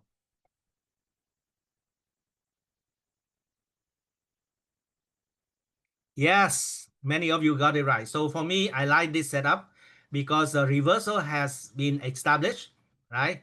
Very clear, higher high, higher lows. So obviously it's on the uptrend, right? So you got the idea. You got the idea. So sometimes it's so obvious that you just use your bare eyes to spot it. Yeah. So it's not like rocket science kind of thing. It just based on your it's visible chart that you can see there. All right. So let me go back there. So I like to see a setup that at least it shows the stock price stop declining, consolidating, and ready to bounce, right? Ready to go higher. In terms of DTE, for the long con, I will choose anywhere between 3 months to 6 months. Short con, ideally 2 weeks to 4 weeks. Yeah, so that is the entry. And then strike price, I prefer to choose near at the money or at the money. And then short con, the same, it's near at the money. Max risk will be equal to the net debit that you pay for the trade entry. and that is also your capital. So your broker should not block more than that. And I think you need to have a margin account to have it. Return on investment before rolling, at least you need to look for 25%. So in the case of Google, 60% because it's crossing earnings. So that's why it has a higher return on investment than usual. But in a normal time, not crossing earnings, you need to look for at least 25% for the return on investment before rolling. But of course, after rollings, you have much higher return on investment. You would have a decent profit zone, ideally with 50% or more probability of winning before rolling. So here how to construct the trade. This is what I demonstrated earlier. Let me just summarize it. Same using the same Google stock, right? Stock price at 185.06 here. You will buy two legs. Leg number one, you buy call option at or near at the money, expiring 3 to 6 months. So in this case, I choose January 2026, which is about 6 months. Yeah, I buy at 185 strike, which is near at the money, because stock price at 185 as well. Yeah, and I pay 17.78 premium for the trade, which is the mark price here. Yeah, mark price. Leg number two, I will sell a shorter DT expiring within 2 to 4 weeks. In this case, I sell, I think I got it wrong. I sell August 15. I sell August 15, which is this one. So I sell August 15, which is about 4 weeks. Yeah, 4 weeks here, and collecting $7.75. So cut the cost by 40%. So net, I paid $10 as an entry debit, which is also my max loss or also my capital, $1,000. And that's how you construct the trade. And you see the broker will block you the same amount of the max loss. That is the cost of the trade, right? Or buying power, the same thing. Yeah, that's simple as that. Just two legs. Buy, sell, same strike price, different time frame, right? And then keep rolling the short call. Risk reward profile, which is what I shown you as well. The trade has two loss zones. Loss zone on the left if the stock price drops a lot. Loss zone on the upside if the stock price rallies a lot. And then in between will be a profit zone. The stock price somewhere in the middle of that. The max profit is somewhere in the middle of that. And you have something like 50% plus return on investment before rolling. Break-even point is quite far from the current stock price. So you have some margin for errors. Yeah.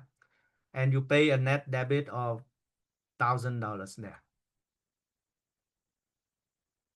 Yeah. So if you are lucky, the stock price stays exactly at 185, you get $600 profit, right? By the expiration of the short call. And that translates into almost like 60% return on investment before even rolling. Now, how to exit the trade?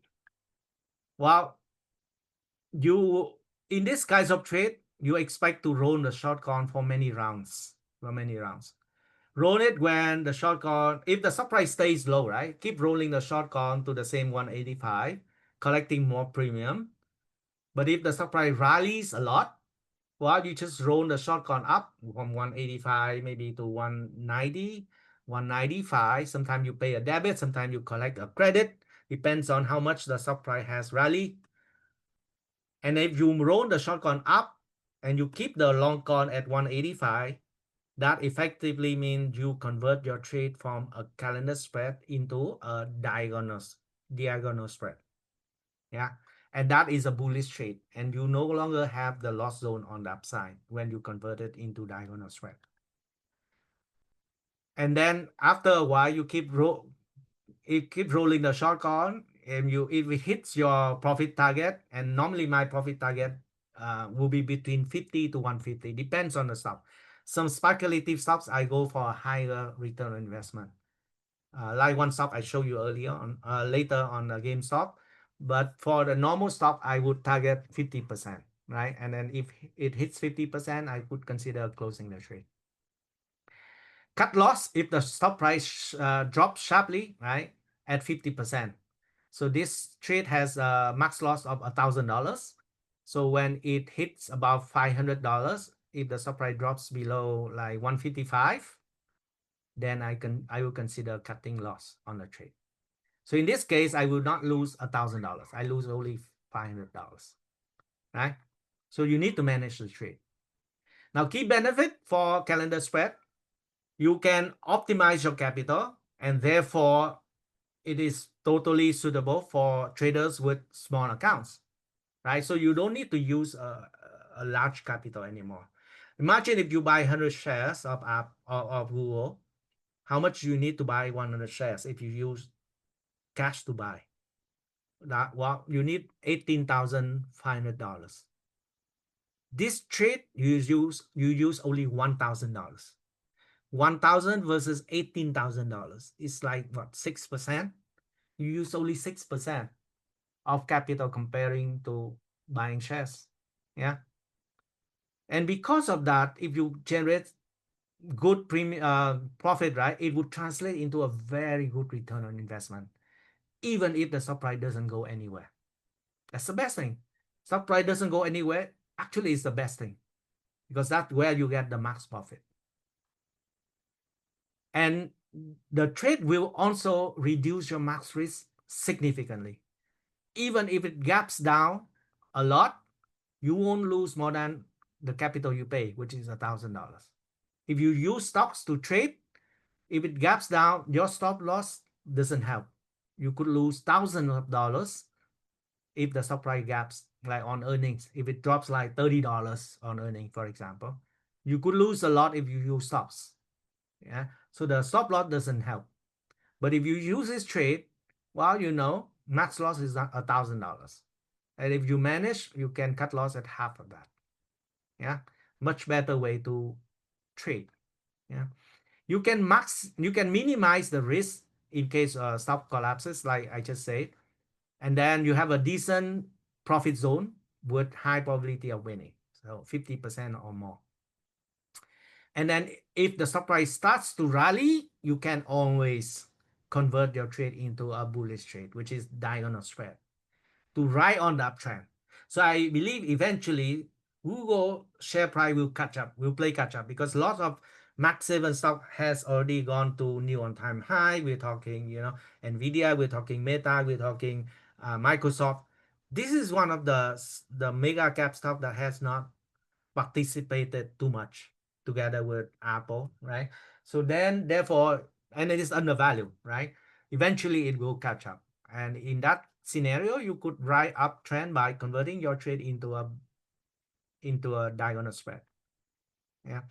And the best thing is, it could take the stock a long time to rally, and you're completely fine with that, right? You are paid to wait. You are paid to wait. Time decay works in your favor. So I don't mind if my stock takes 3 months to rally. Doesn't matter. I keep collecting premium. Time decay works for me every day, so I don't mind. The stock price can just sleepy as long as it wants, and I still can make good money from the trade. Calendar spread is a highly versatile strategy. It can be used to construct bullish, bearish, or neutral trade. Most of the time I use it as a neutral trade, but in the lesson we will show you how to use it as a bullish trade as well, or bearish trade as well. Yeah. And this is something interesting. You can use this one to trade speculative stocks, right? So obviously, yesterday you heard from Adam on investment. You don't touch speculative stocks, right?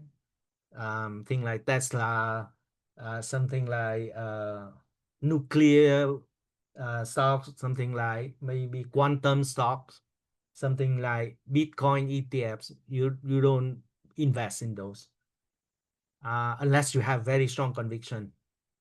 I know thousands have a strong conviction on Tesla, so that's a separate, different story. But I tell you that trading, you don't care. You can use calendar spread on speculative trades.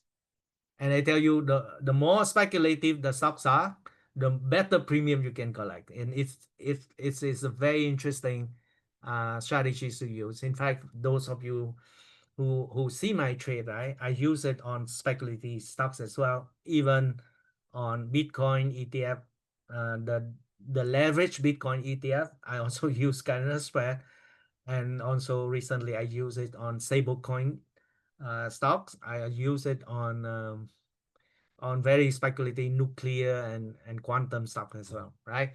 I don't mind because the risk is very low. The risk is very low, and the premium you can collect is very good, right? So speculative stock mean the option premium is elevated, very high. You just need to roll it one or twice, and you get the rest for free already. Yeah, so it's a good strategy to trade speculative stocks as well. Again, so investment is a different thing. Trading, this one you can use on speculative stocks because the risk is much smaller. What are the disadvantages? Again, you cannot make unlimited profit. So in these strategies, the upside profit is capped, and that's a max profit there. It's like selling insurance. You cannot make unlimited profit. And then the trade has two loss zones, right? If the stock price goes up a lot, you'll be losing money. If it falls a lot, you'll be losing money also. You need some effort to roll the short call to manage the trade, cut loss at 50%. So requires some efforts, not like a trade that you buy and then you forget. Yeah, don't buy and forget in this one. In summary, calendar spread, which has another name called time spread or another name called horizontal spread. So different names, but most of the time people call it calendar spread. It's a neutral strategy, or the one I use it, but it can be used for other purpose as well. I use it as a neutral strategy with essentially, so I need to delete this one. This is wrong. This is wrong. This is wrong. Sometimes I make mistake as well. All right. So it's a neutral strategy. It has a risk on the upside. So unlike diagonal spread, you have no risk on the upside. This one you have risk on the upside.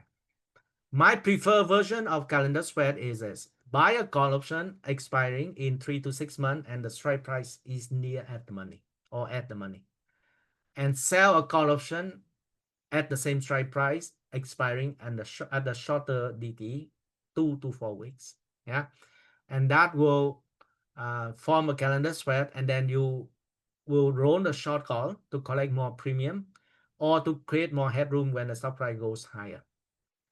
You will take profit at anywhere between 50 to 150% return on investment, and you cut loss when you lose 50% return on investment. And the chart looks like this with the stop loss on the left hand side. Okay, now let me zoom into one real example of one trade that I use calendar spread for, and this is on GameStop. And you know GameStop is one of the speculative trades, right? It's one of the speculative stocks, right? So GameStop, you know, there was time when it went on the way to 100 plus and then went down. And then last year, 2024, by end of May, suddenly what is that? The kitty guy, the guy behind the rally of the GameStop, suddenly reappear, and then it boosts the stock price from somewhere like $10 on the way to $65 in a matter of few days. And then after that, it died down, right? It died out. It went down to about $18. And because of this volatility, the option premium was so high at that point in time. And that just create an opportunity for a good calendar spread from the risk reward profile. When you have the short dated option premium so high, you just need to roll the trade a few rounds and then you could be profitable already. Yeah. So in this case, the stock price went down, but because of the volatility, the premium of the short dated option stays very, very high.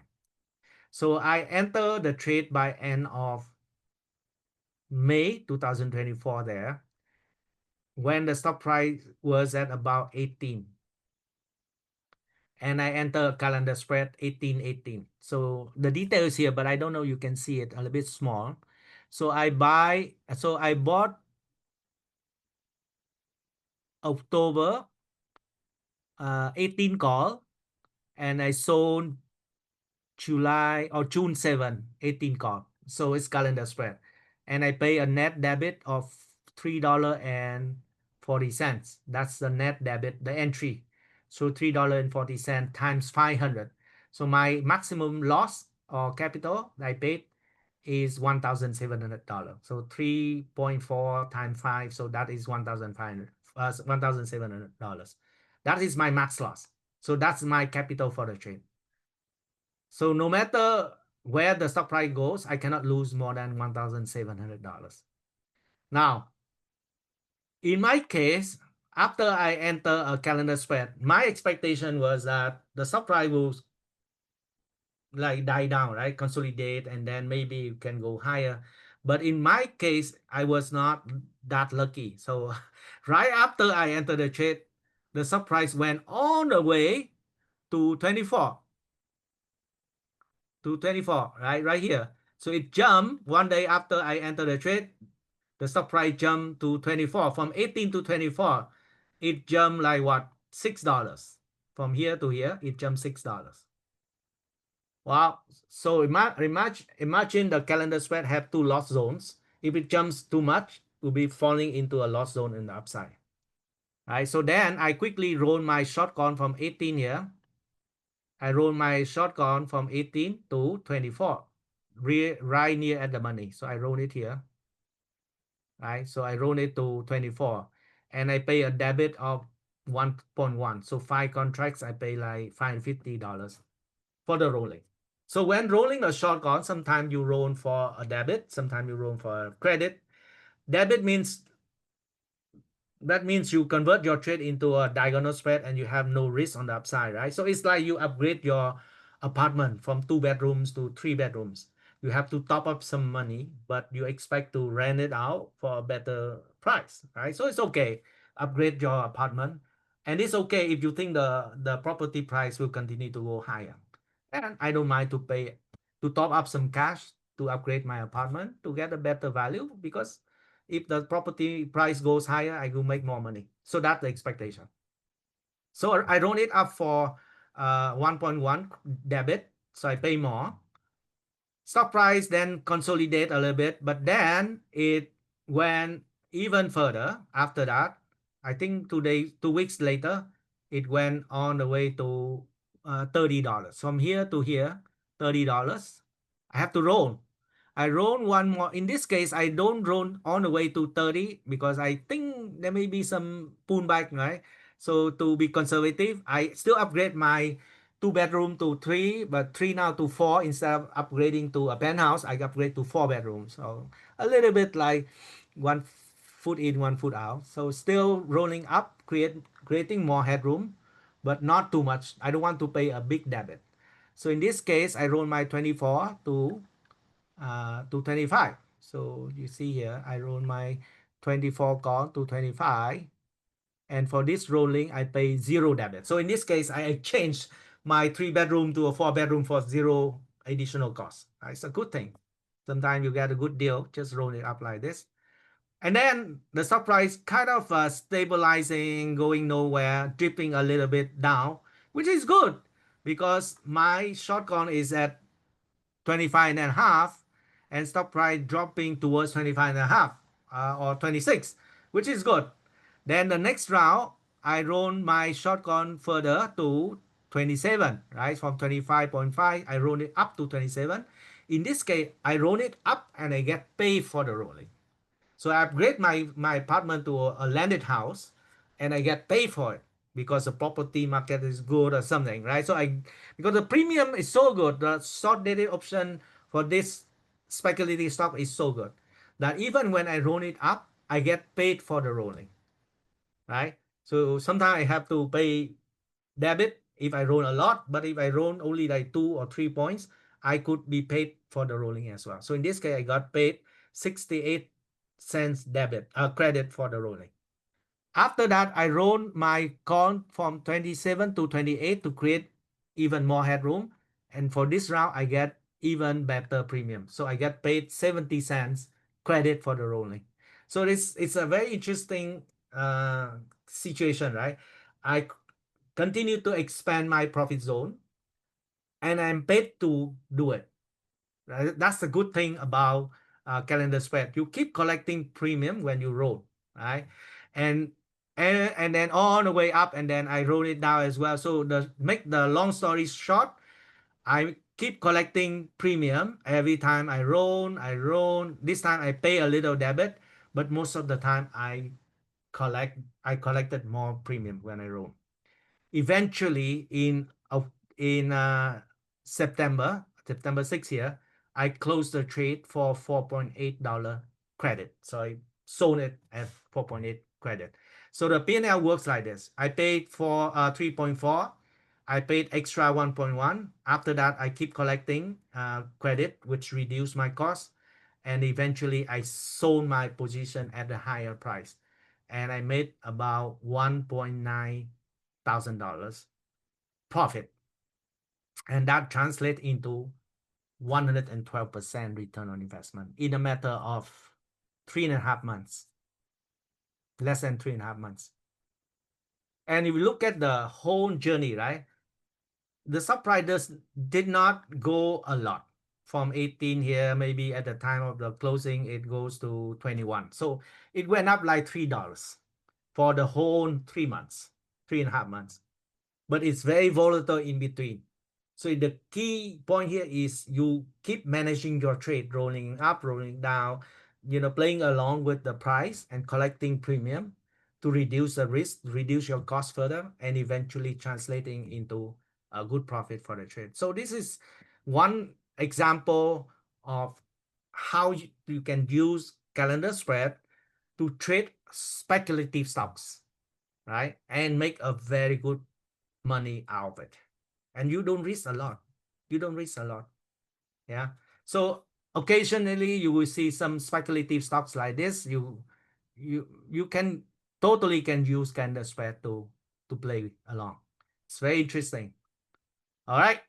Let's move on. Before I get into further, just a bit on the testimonial from some of our students. So Wendy sent it to Adam and myself here. Say, my portfolio grew 59.38%. Joining the course is really a bless for me, right? People bought into the course and they're very happy. Surens keep collecting premium from selling cash secure put, and he has been very unselfishly share the result almost every month, right? So like he say he collected $6,700 premium in March, first quarter after he bought the course. Isa say I also purchased option courses and started trading options in April 2023. I joined OTP Group, and this was my best decision as and the booster for my account, right? So Isa get 121%. Beautiful. Suren again updated his scorecard almost every month. So this November 23, he got $10,000 premium. Jason used option um, to trade in the during the time that the market went through the bear market. That's in 2022. So he said that his long-term portfolio lost to 2K, but he made more than 10K in option trading today. Yeah. Michael also used option to hedge his portfolio. I'm not worried about market falling when I'm sleeping, right? My account is about saying the same because of hedging. So during that bear market, Michael has used put option to protect his investment. Hannah keep collecting money, profit every week. I have profit every. It's too good to be true. All right. So now what Adam explained in the morning and myself I explained just now on the options, just a flavor. It's just a flavor of what option can do for you, right? What we talk is just maybe 3% of what we actually teach in the course itself. And recently, I mean, the in the previous few years, we introduced the course, and it's like pre-recorded videos, and then people learn from it at their pace and that at their time. Some people are okay with that. Some people feel that they need a little bit more hand holding, and therefore the team got the feedback and they crafted a option wave rider mentorship program that could help you get on board faster and do a little bit hand holding almost every month or many weeks as well to get you to the journey and help you make profit as fast as you can, right? So this option wave rider membership is an income boosting program for both traders and investor, right? Now the whole package have two levels. Level one called option iron shell, and level two is called iron striker. Right. So the level one is more basic and for new starter, and the number two is more advanced trader. Yeah. So level one it includes the option basics. So even if you know nothing about option, right? You don't worry. You start from the scratch. We teach you from the ground up, right? What is options all about? What's a call option, put option, buy, sell, uh, and then Greeks and volatilities, so all those basic thing, which is very foundational, very important for you to go through. Now, the first 7 years of my trading option, I did not even learn the basic thing. So I lost money most of the time because I did not know, hey, I bought a call option before earnings. The stock price went up, but why do I still lose money, right? I did not know that the volatility crushes after earnings, right? Things like that you will learn from the option basics, right? And then we also teach you some setting up the charts, the tool, the platform, understand completely the call and puts option and when to use what. Yeah. For investor, obviously you can use option to get extra income from selling cover call on the stocks you already holding. And for those stocks that you want to buy but you want to play hard to get, you can use cash secure put, the one that Adam explained this morning. Yeah. And then for uh, traders with small accounts, you can trade directional trades. If you are bullish, you can use bull call spread. If you are bearish, you can use bear put spread with low max risk and low capital. If you want to have a higher probability trade, then there are two other strategies you can use. Bull put spread, which typically have 70% chance of winning. And similarly for bear call spread, you have 65 to 70% chance of winning. So higher probability of winning. Yeah. And then we will talk on the technical analysis, how to spot the chart, how to identify some of the patterns. We have bonuses lessons there, especially on option assignments. Lots of you send in questions on, and I mean, people are very worried about what if I get assigned, how to deal with it. I tell you, I have the full set of videos on option assignment, and once you watch it, you will never have to worry about option assignment anymore. Guarantee. Option assignment is something you should be happy, not to be worried. Right? And then a summary of what and when to use what option strategy. We have other bonus strategies like cash flow wheel. I know some of students are using as well, and then using put option to hedge the downside. Yeah.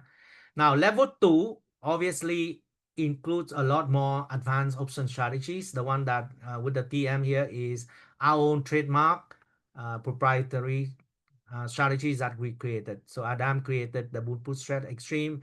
I created the rest, right? So Trade Lizard, Adam used it a lot. Crouching Bull, I use it a lot. Bull put spread extreme, Adam also use it. Diagonal spread is one of my favorite. Boonbang color also my favorite, and DS hammers my favorite. So this bucket is um, my bread and butter together with the calendar spread. Yeah. And then for neutral strategy and condor, calendar spread and snipex, the one I invented.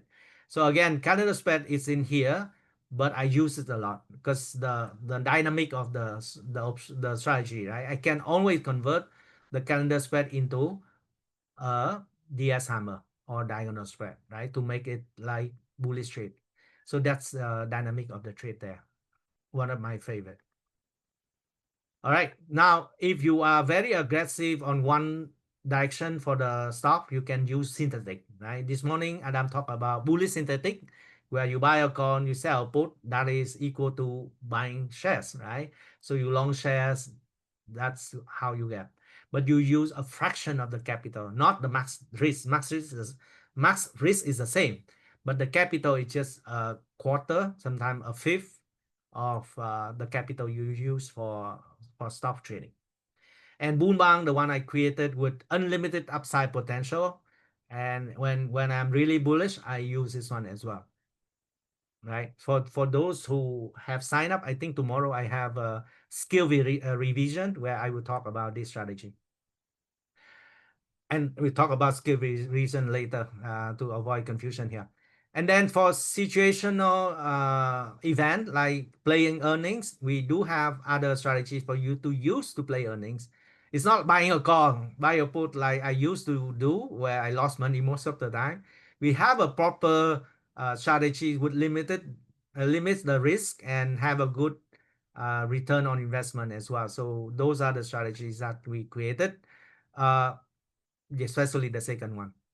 And very importantly, when you manage a portfolio of trades, like it's all about managing your money and managing your risks.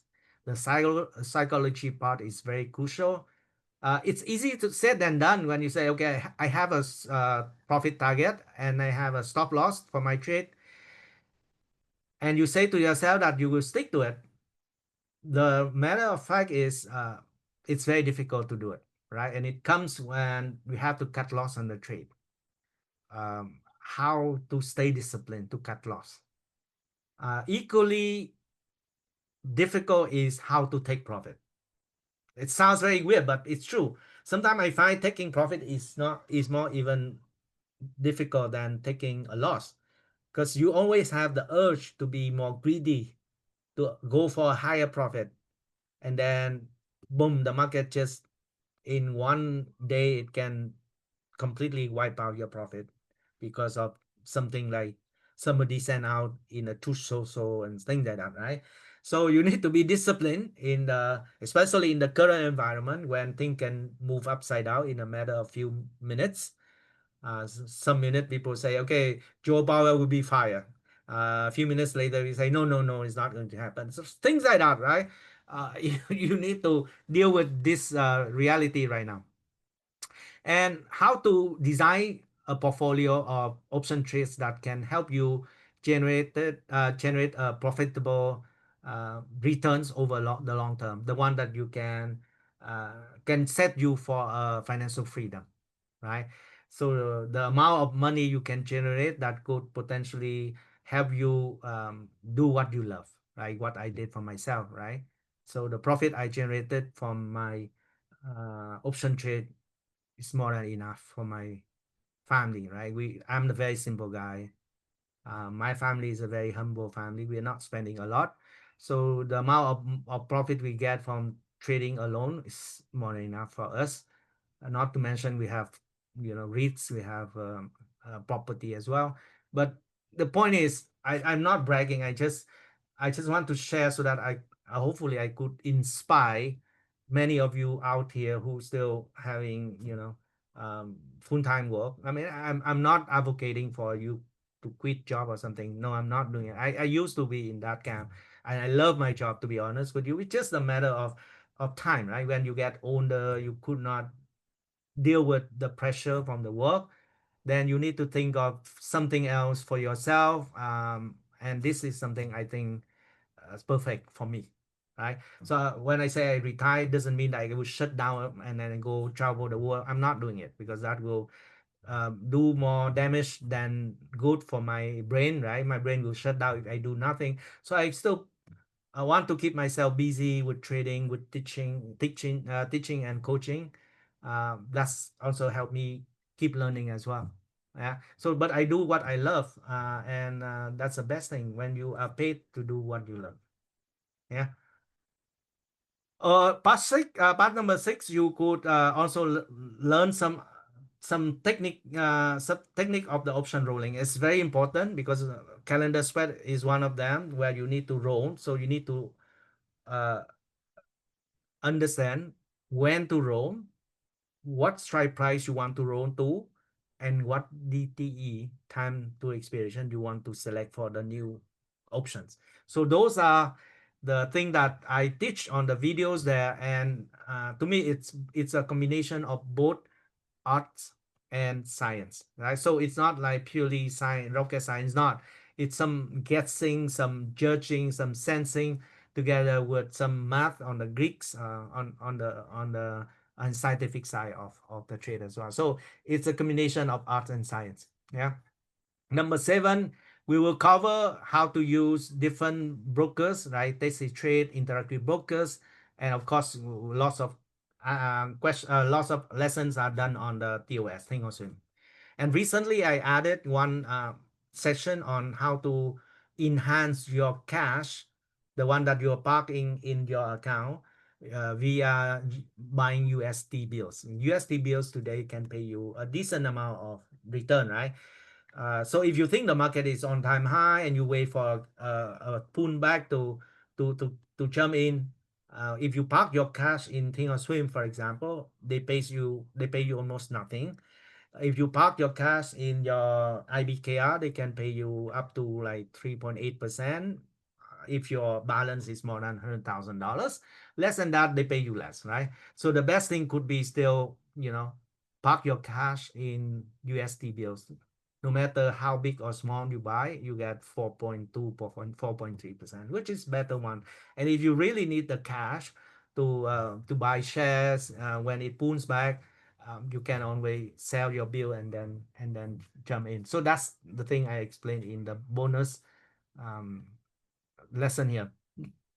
And then we have the back ratio, and then you have collars. Those are the two strategies in the bonus side as well. Now, this morning, Adam also talked about this one, right? Lots of people wrote to us, and for the first time they trade option, they are very fearful. They say, "What if I'm a newbie? What if I fail? Option is too complex for me. So many things I need to remember. I'm a slow learner. I am afraid to start. What if I make a wrong trade?" I tell you, these are a very valid concern.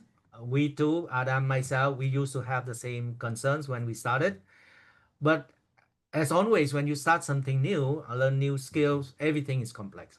Even when you learn how to swim, how to learn how to drive, um, about that, right? So it's very funny. You cannot believe me, but I just got my driving license just 3 years ago.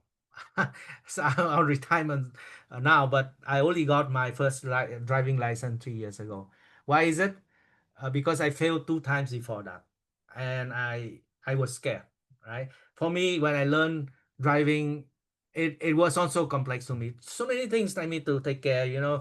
Because I signed up for the manual gear, not the auto.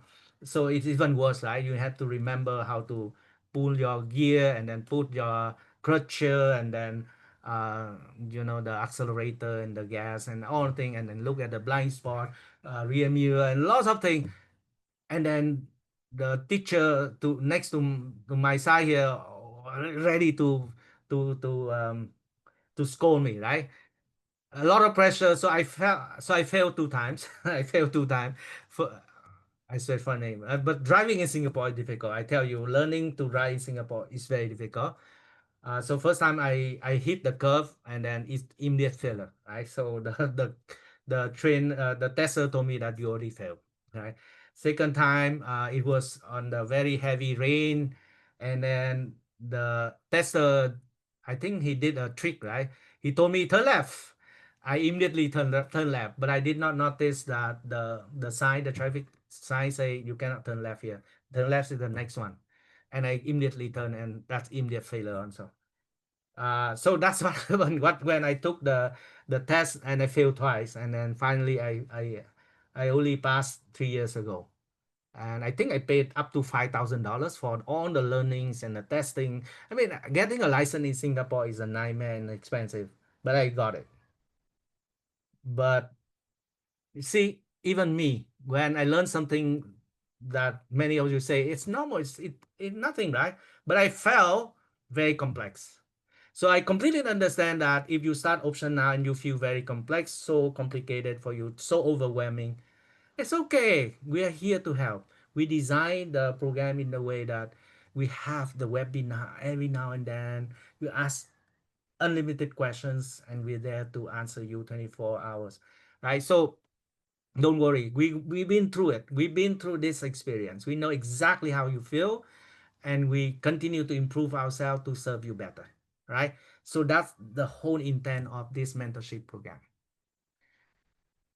All right. So then, now in terms of the whole mentorship program, you have full year access into the online mentorship, where you see Adam, myself, and the coaches to uh, teach you life, right? Continue to revise your skills and help you get on board with very high confidence, right? So every 2 months you will have, if you haven't started yet, but every 2 months you have coach YY having a live webinar to teach you on how to set up the trading account, place your first trade, how to use the tool, how you get started, things like that, right? So every 2 months he will be there to help you. Now, every other month, I also have webinar. Like tomorrow, I will have one with one strategy, where I have a deep dive, uh, zoom into one specific strategy with example, with detail explanation. So you're not just learning from me and Adam from the pre-recorded online videos, but you also get to learn it live with us on a regular basis, right? So we recap the lesson, we will explain, and we answer all the questions you have along the way, and then that will help you get on board even faster. And then we'll use some examples using the real data in the market to illustrate. Yeah, this is the best thing. You get to attend my monthly e-gathering, right? So every month, and most of the time I schedule it on the last Monday of the month, right? Last Monday of the month, I have the gathering for 3.5 hours, sometimes even like 4 hours, where I provide a market update, where I answer, when I review the portfolio with all the trades that I closed, still on open, the performance of portfolio, and then we get into a list of questions and topics that people have sent in like 1 or 2 days before. So I go through all the questions you sent in, and then lastly, we go through the list of the trade ideas. And many times I got like hundreds of ideas, right? So we went through, analyze all of them, and then I will pick and choose the one I like the best. And I enter the trade live using my own real money. Right? So then after the gathering is over, I wrap up, I summarize it, and then along the month until next time, I keep updating folks with my actions for the trade, right? Either I roll it, I close it, or I do some adjustment, something like that, right? So you will keep being updated by my trade actions every time I take any action on a trade. And then comes next month, I will review the trade portfolio or the trade performance, what goes wrong, what's go right, and the portfolio performance. That's how it's worked. So you see me trading live using my real money. You can suggest trades that you like, or I can use my prepared trade ideas as well. So this is the best thing that you could learn. I tell you, I learned when I learned option many years ago. I do not even get to ask questions from my teacher, though he consider me as the best student he had. I asked him a question, he replied me after a month, and by that time the information is not relevant anymore. This is something like you get the access to me live. And then you have the access to a Discord channel where you can ask any questions, and we are there to help you, Adam, me, and the coaches discuss ideas, ask any questions, stupid or not, doesn't matter. Yeah. And then every quarter, Adam will have the psychology webinar that helps you manage your psychology part, which is very crucial, I tell you, very important. All right. So Mike say thank you for coaching. You managed 30 to get about 37% return on investment year to date. That's very good. Wendy again, and then Gumit. Okay, Gumit also wrote to me. Thank you for recap. Option Striker level 2 and Option Shell both are very impressive courses. Right? Cat wrote to me and Adams. I have enrolled your class 1 year ago, but never do anything about it until May, and now my portfolio is 23.13% year to date. Right, very good. Tommy, I have achieved 34% year to date using mainly bullish synthetic, classical put, cover call, bull put, spread extreme, and crouching bull. Thanks to Bang and his amazing coaching skill. And so Tommy year to date 34%. Very good. Again, these are the things that we include in the option way rider membership, right? The option Iron Shell level 1 and Iron Striker level 2, you have access to it live. Sorry, live on a lifetime, meaning you can, yeah, you as long as it's there, you can just rewatch it, right? On demand at your pace. 26 powerful option tactics and case studies, right? Email support from the coaches, and then you can always ask question on the chat group as well. And then we have the whole mentorship program where you have access for 1 year, and after that you need to renew. This mentorship covers that what I say, right? The monthly e-gathering where I trade live. You can ask questions, you can suggest topics to talk. You have a deep dive like the one I'm going to have tomorrow, and then every month you have similar one from me or from the coaches. And then you have the Discord channel, and you have the quarterly psychology class with Adam, and you have the bi-monthly with Coach YY on onboarding workshop. Yeah. So the whole thing, the whole package we design, right, is retail at 2,997, right? That's, I think, I mean, the home value is a lot more, but we retail at that price. Now, if you sign up today, very special event, not only getting 12 months access to the mentorship, you have 14 months. So you get extra 2 months there, worth almost $500. And if you enroll it now, this is a very special price, 40% off.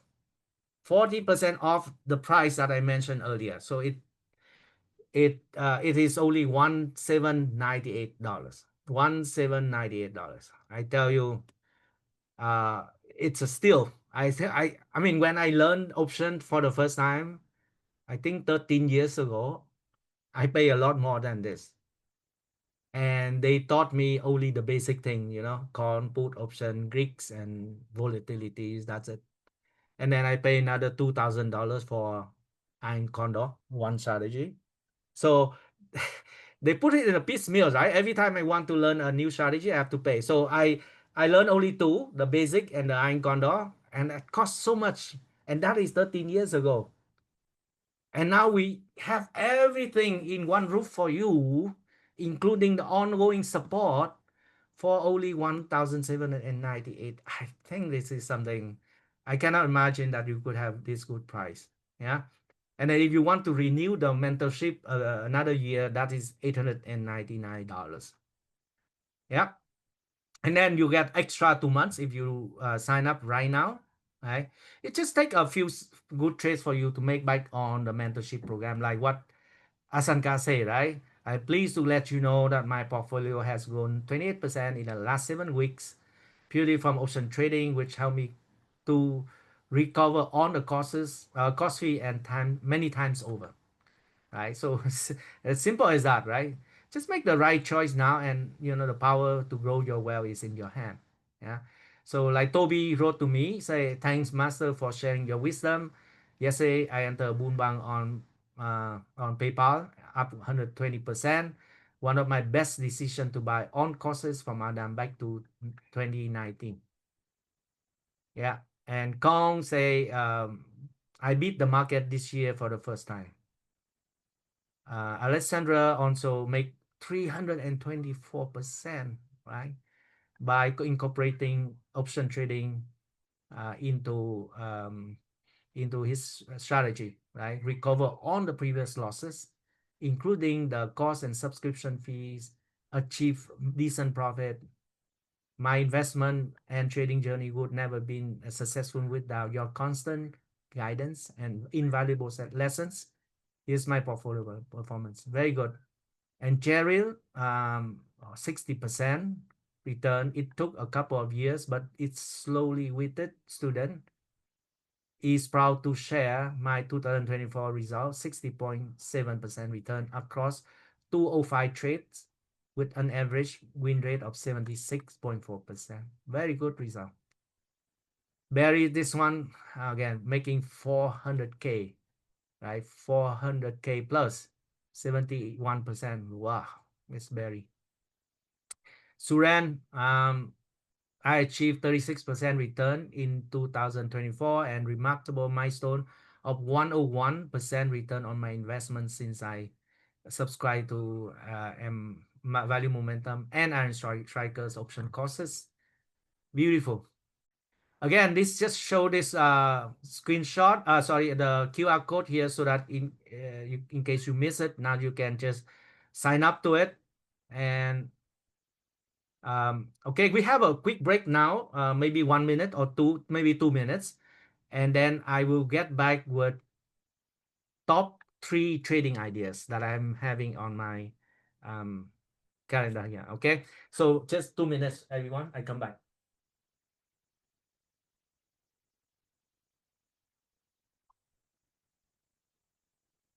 Stop sound.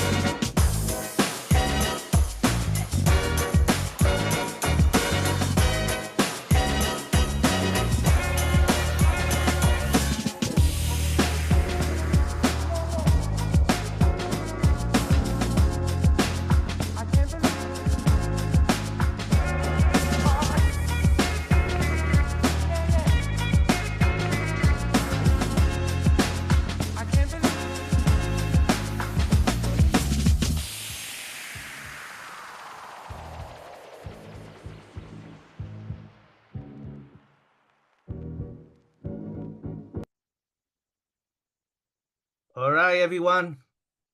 Welcome back. I hope you can hear me. I don't know your. Hey, just want to check. Can you still hear me or see me? You can hear me, right? I don't know if you can see me because in my screen here, I don't know my video is showing something else. Okay, you can see me. You can see me. Okay, good, good. Somehow I could not see myself. I only see the slide.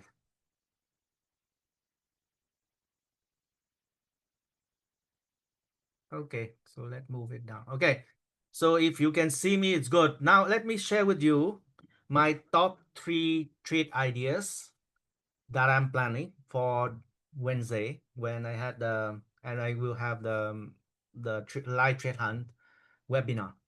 Now thing will change, right? When market opens, thing will change. But based on the data as of last Friday close, these are the three sub trade ideas that I'm having. But when it comes to the live trade hunt webinar on Wednesday, I may choose different one because the data I use today may not be relevant anymore. Just keep in mind of that, right? So the top three trading ideas using calendar spread I have. Ready? Now the first one is obvious, right? I have used Google as a one example. So obviously this is my candidate that I'm planning, and I have explained the trade how to construct it. So I don't want to get into the detail of this one anymore because I show you enough about this trade. The number two is Amazon. Okay, let me switch to my broker's platform here. It's asked me to reconnect. During the weekend, the platforms tends to have some technical updates. So I'm loading the thing or swim again. Just bear with me, right?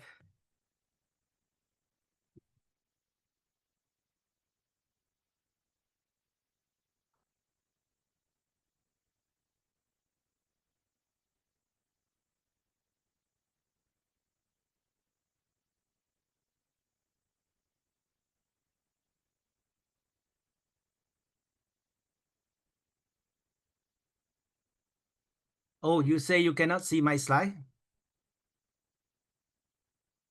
I just want to check. Hold on. So now I'm sharing my thing or swim is loading.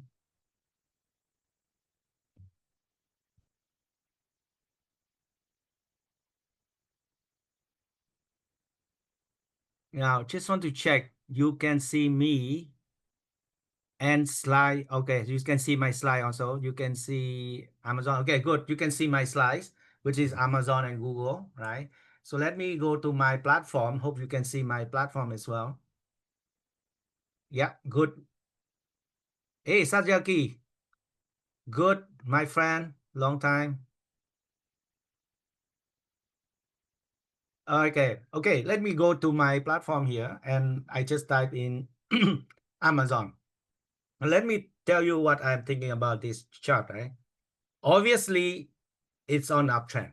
It's reversed to an uptrend already after, I think, a big decline in towards April tariff day, right? It dropped a lot, but now it has recovered. And the recovery has been very steady. You can see here, very steady. You hardly see any big drop from the stock price. So obviously it is on a very strong recovery momentum right here. From the fundamental standpoint, the stock price is near at the value, at the fair valuation, which is 221. But again, trading calendar spread, you don't have to care much about the valuation. Just I have it there for reference only. It's a good stock, very good premium to collect, and liquidity is tremendous. Right? You can bid and ask is so narrow, so you can buy or sell anything you want. Very good stuff to trade, right? So I'm looking at this one, right? I say yes, the supply is recovering, but it's still not clear the new on-time high yet. right? So, but it will get there, and we could see some resistance when the supply approaches the on-time high again, which is quite near from here, right? So then I would, with the stock price rallying over the past few weeks, I would be a little bit cautious here, not to get too much bullish, because we could see some consolidation, especially after the strong run up here, and now the stock price heading to an earnings release as well. So we could see consolidation. So the calendar spread could be a good trade to use in this scenario. So if I want to construct a trade when the stock price at 226, right? So how do I do it? Let me get into the option chain right here, and Amazon, right? So if I use the same construct as I use for Google Trade, right? I would also use the same by January 2026, expiring in 180 days now, right? One day has passed. Yeah. And then the stop price is at 226. I do not have any strike price at 226. So I need to select between 225 or 230. So because in this case, I don't have the exact at the money, I will choose the one that near at the money. So the nearer to 226 is 225. Yeah. So I buy a contract here, call option. So I buy a call option here. Sorry, this not. Buy a call option here. And at the strike price of 225, which is near at the money, slightly in the money, but nearer to at the money.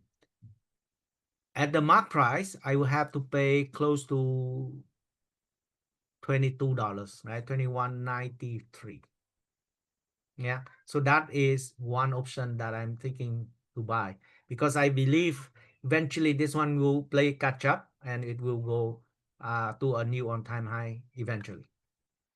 So that is a call option I'm looking at, right? So 225, buy one call option and pay this amount of money. Now, if I just buy a call option, what do I call it? It's a losing game, right? I call it a losing game. You pay a lot of money for a hope, that the price will go up beyond your break-even price. Your break-even price will be 225 plus 21. So the stock price has to go to like 246, 247 for you to break even. That's a lot. 247 will be a new on-time high already. So that is a little bit too far-fetched. Yeah. So that's why I call it losing game. To reduce the cost, what I do is I will sell a short dated option. Same strike price, 225 here. Right? Call option. And then I will collect $9 for that short call option. And this one will expire on August 15, which is 4 weeks from now. Right? And then collecting for $9.40, that means I will cut the cost down by quite substantial amount of money, right? Almost 35%, right? Let me see. $9.40 divided by 2193. Sorry. 9.4 divided by 2193. 43%. I cut the cost down by 43%, almost half. That's a good deal. So the trade would be buying near at the money, yeah, and then sell near at the money at the same time.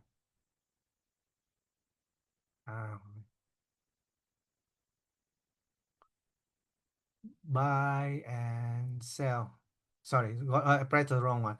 Buy, I click into ask, and sell, I click into bid. Yeah, so this is the calendar spread. I buy one call option expiring in January 2026, near at the money, call. And then at the same time, I sell one call option expiring in 4 weeks, same strike price, same call option, and I reduce the cost of owning the share here or owning the long con here down by 40%. Right, so now net I pay only 1,200 for the trade. And to analyze it,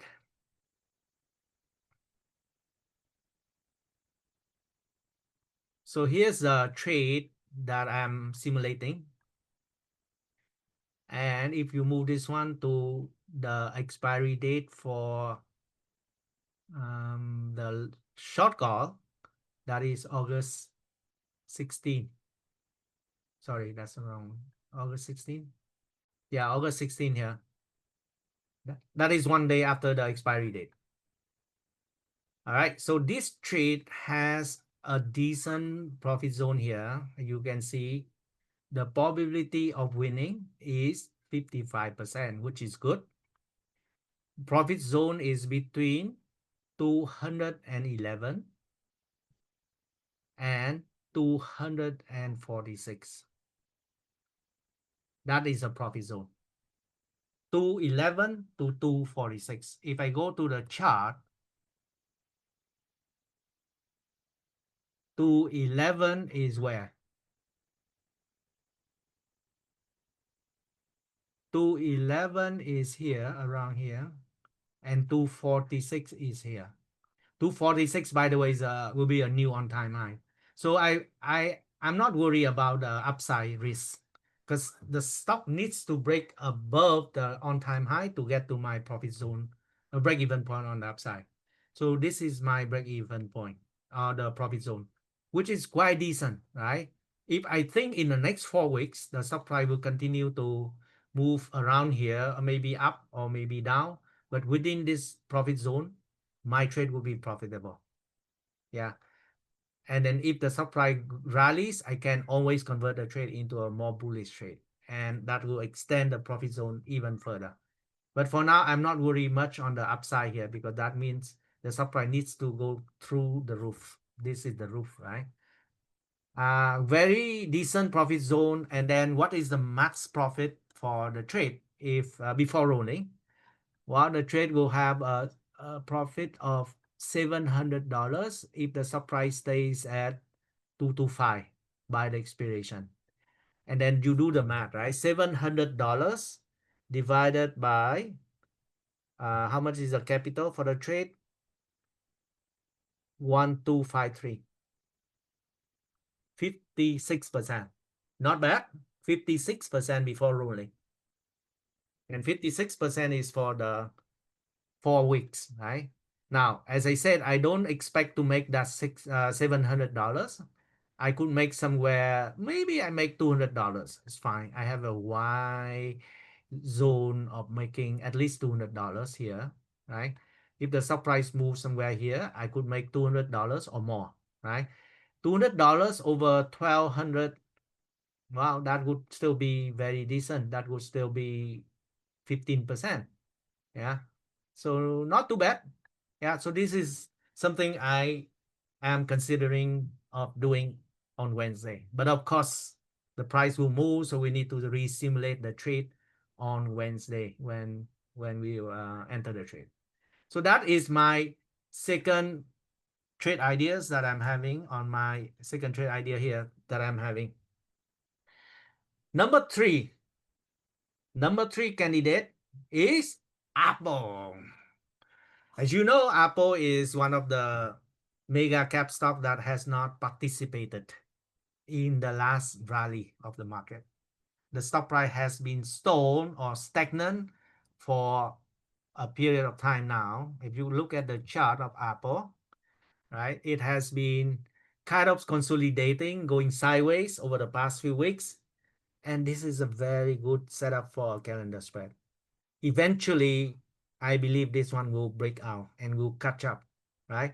So this is one of the max 7 stocks that is underperforming the market, and of course underperforming the peer, right?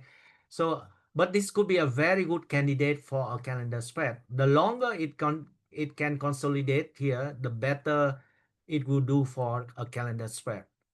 Right now, the stock price is still hovering around 211, 210, and it's been in that level for 2, 3 weeks now.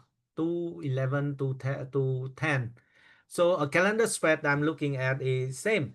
Just sell 210 short dated option and buy 210 long dated option. Very simple. Calendar spread is so simple for the entry, right? Just just select two legs. Long leg, long dated leg, long DT leg, and then short DT leg. That's it. Or long leg, short leg. Okay, like that. Same strike price, and then it will cut your cost significantly.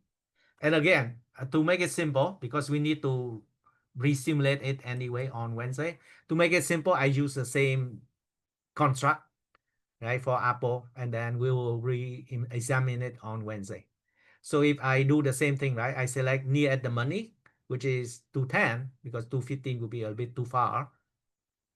If you are bullish, you can select 215, but I don't know. I just select near at the money, which is 210, because that's where you have the more exchanging value of the call option. Time decay would be better for the trade. Yeah.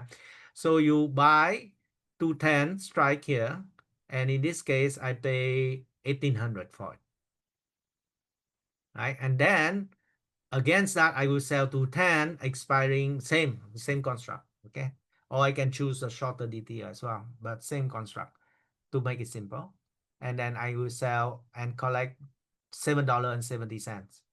And I will cut the cost down also by 40%. See, 18, I collect 7.7 back.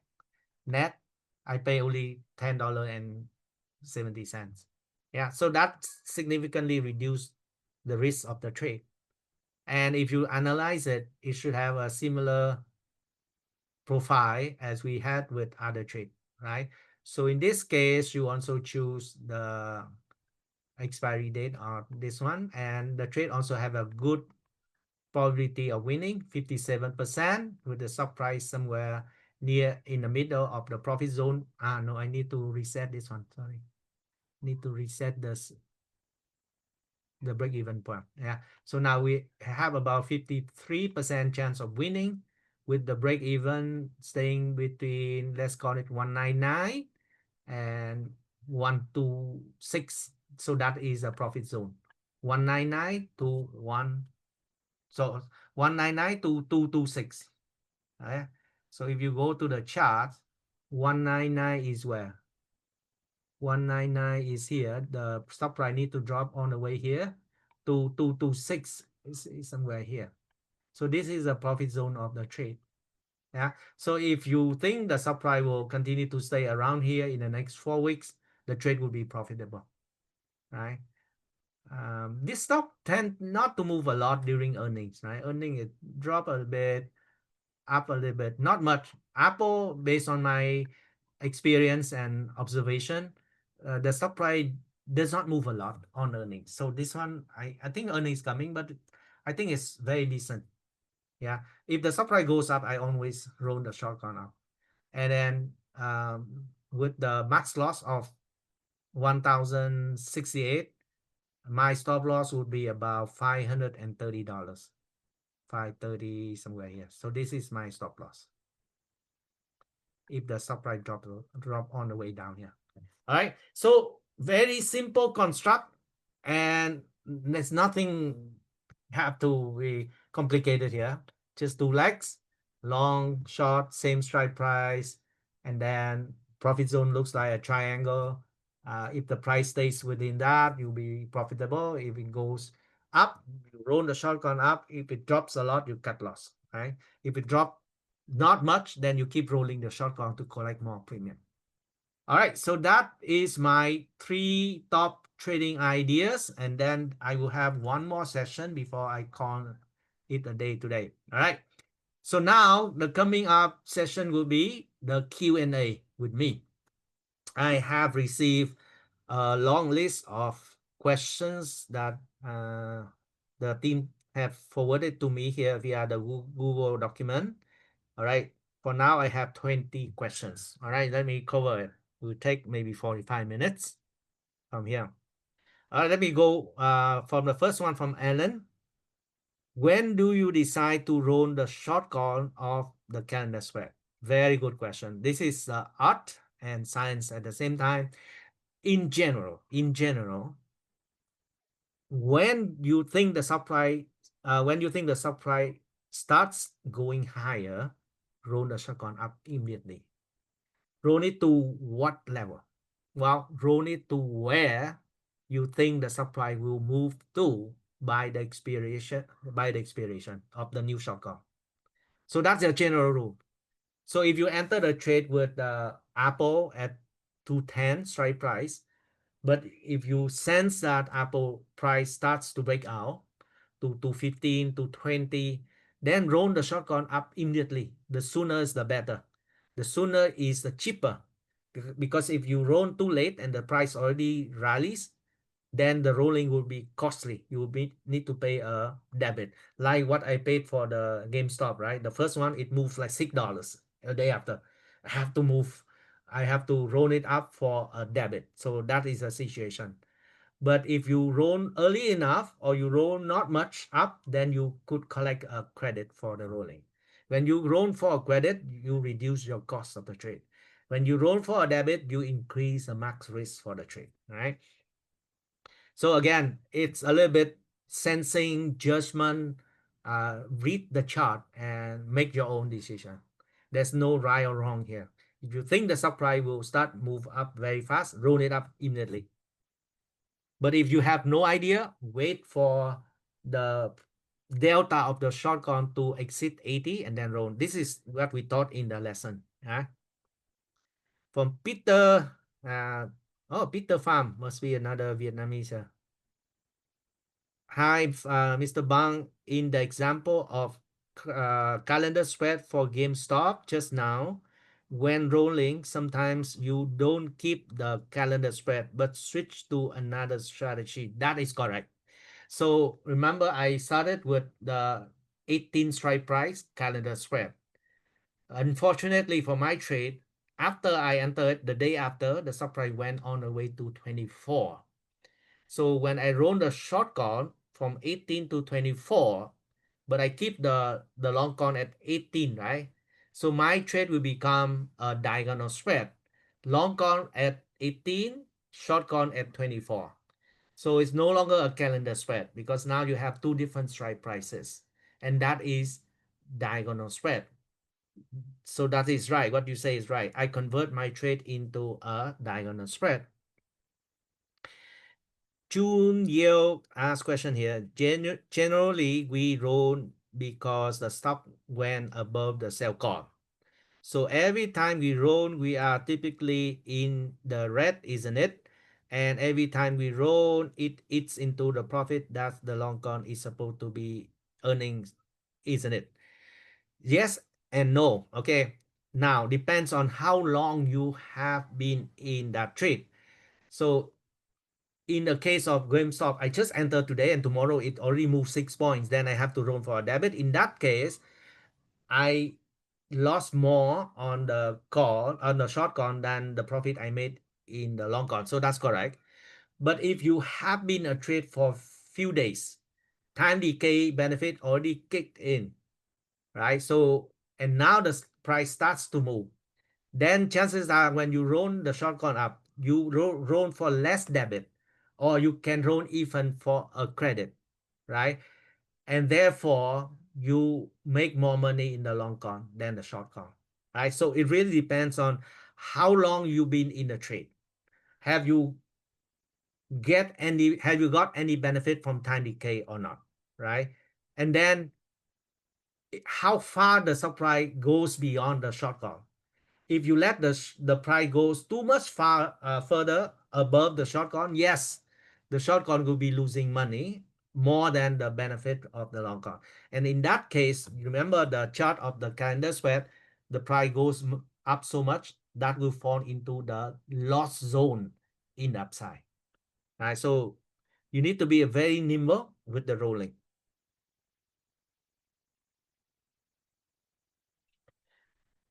KW Light ask question here for GME trade.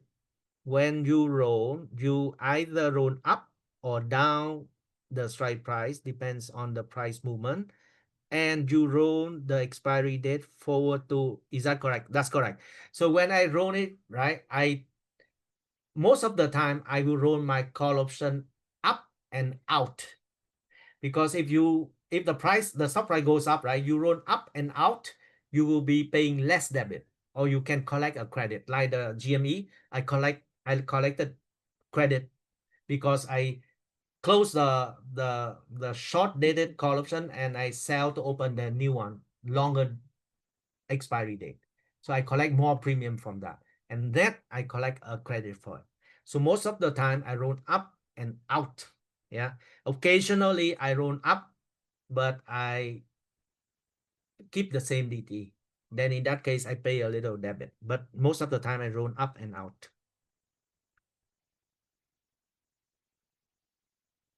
Alan's questions. When do you decide to roll the shotgun for the calendar sweat? For the calendar sweat, the same answer here.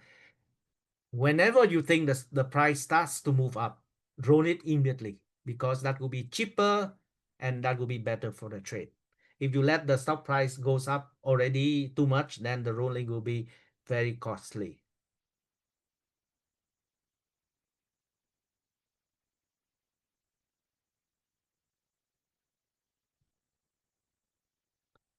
Okay.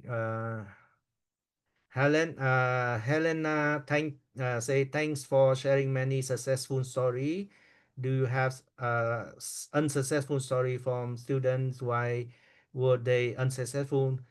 My own story includes both losing, lessons and costly mistakes that I made as well, right? Not just the example of buying call option on Apple and lost $60,000 in one day. That's a very painful one.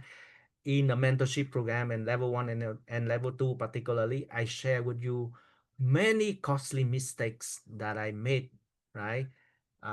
Very painful, very costly. The intent to share on this costly mistake is to help you avoid, and you can reduce the cost, the learning curve that I have to pay. Yeah.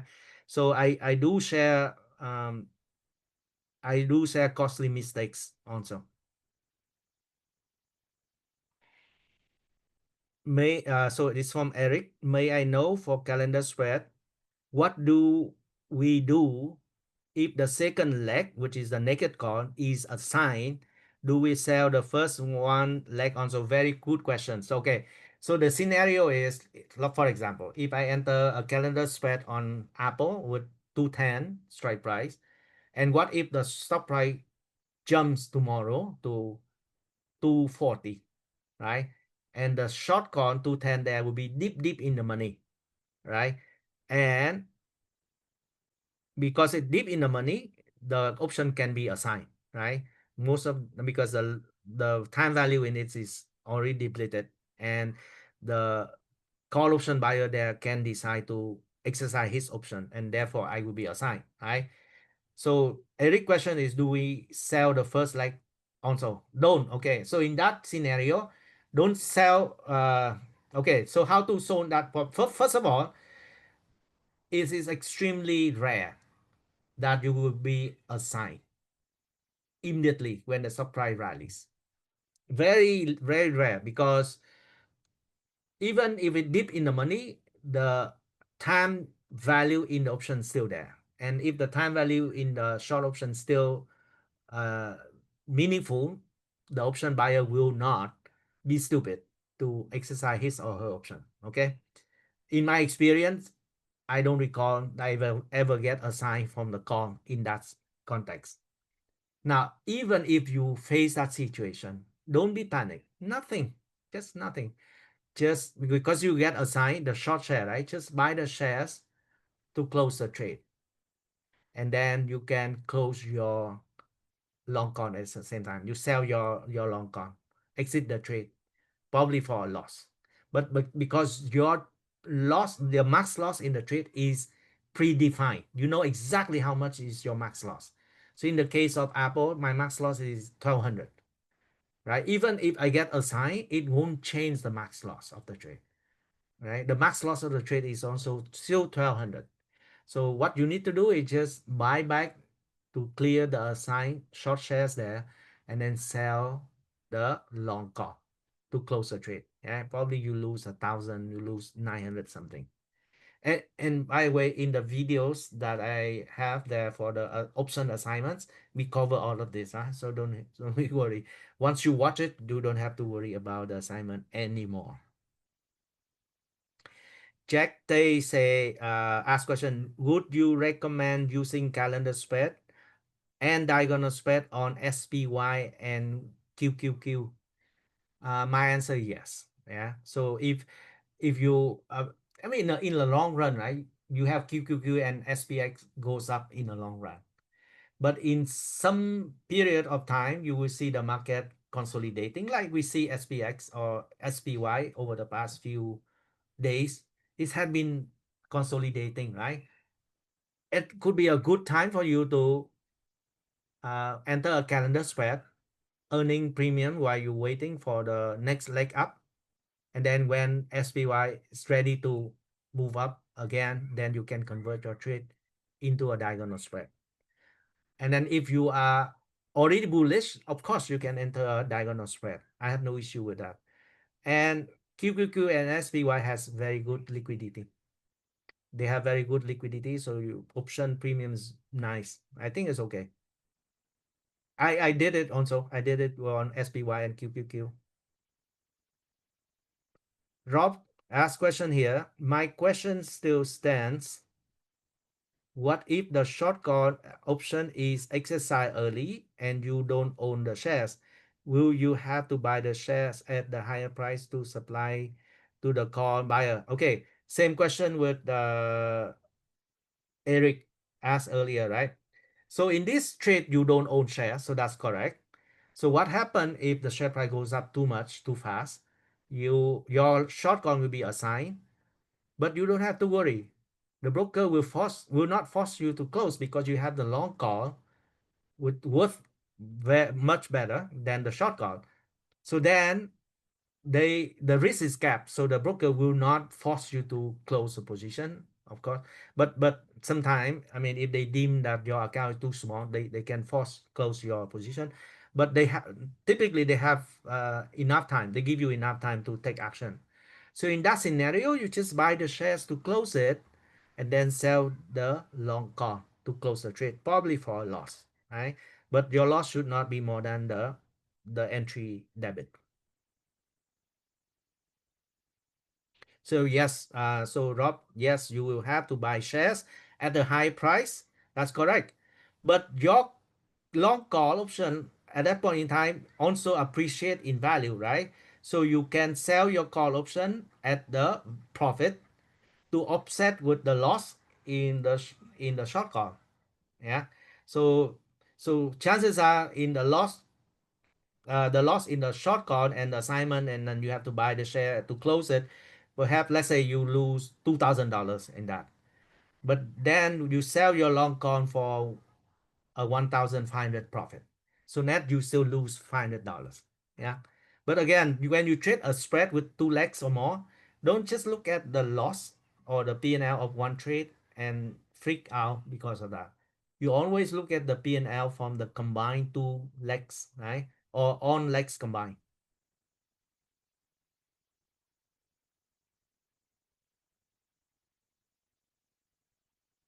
Okay, so Richard, you say, hi Bang, you said you lost money for the call option. Can you please talk a bit on the hedging? How do you do it? I don't recall. I only told you one story when I lost money when I bought Apple call option many years ago, 2006. And since then, I mean, since I learned option properly, I do not buy single call option anymore. Occasionally I bought VIX call option, but that's it. But I don't buy stock call option, just like to hold it with the hope that the stock price will go up. I don't recall that I say I lost money on call option now. Only one incident I talk about, that is when I bought Apple call option.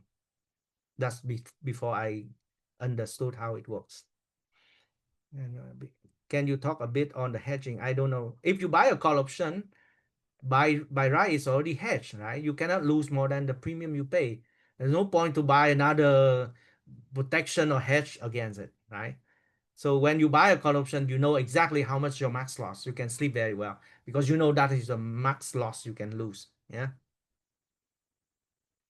Vương Tong asked question here. So if I understand well, you would be selling shorter DT corn along the way to choose profits every month until expiration of the corn you bought. Yes, correct. When selling another corn and the price went up, would you sell at the same strike price or the new current strike price, right? So if the share price stays the same, I sell at the same strike price. But if the share price has gone up, I prefer to sell a higher strike to create more headroom for my trade, converting my trade into a diagonal spread and eliminate the loss zone on the upside. So that's what I do. I prefer to sell a higher strike price in that scenario.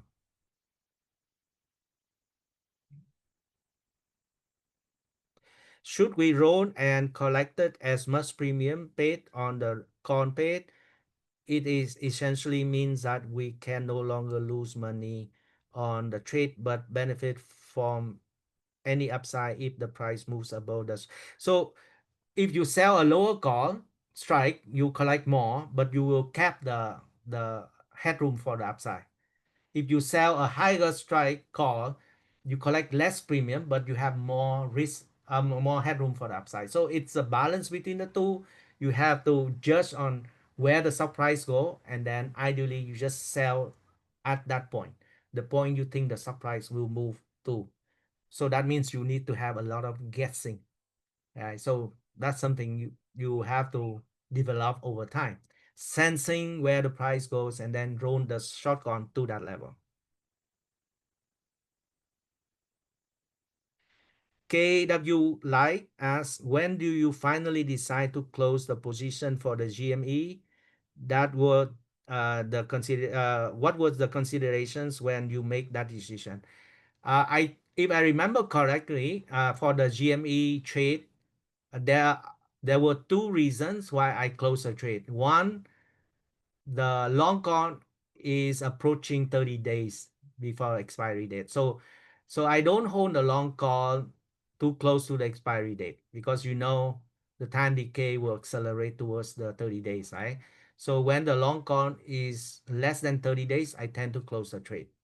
And the second reason I remember because the the trade has hit the higher end of my profit target. So my profit targets normally start at 50, right?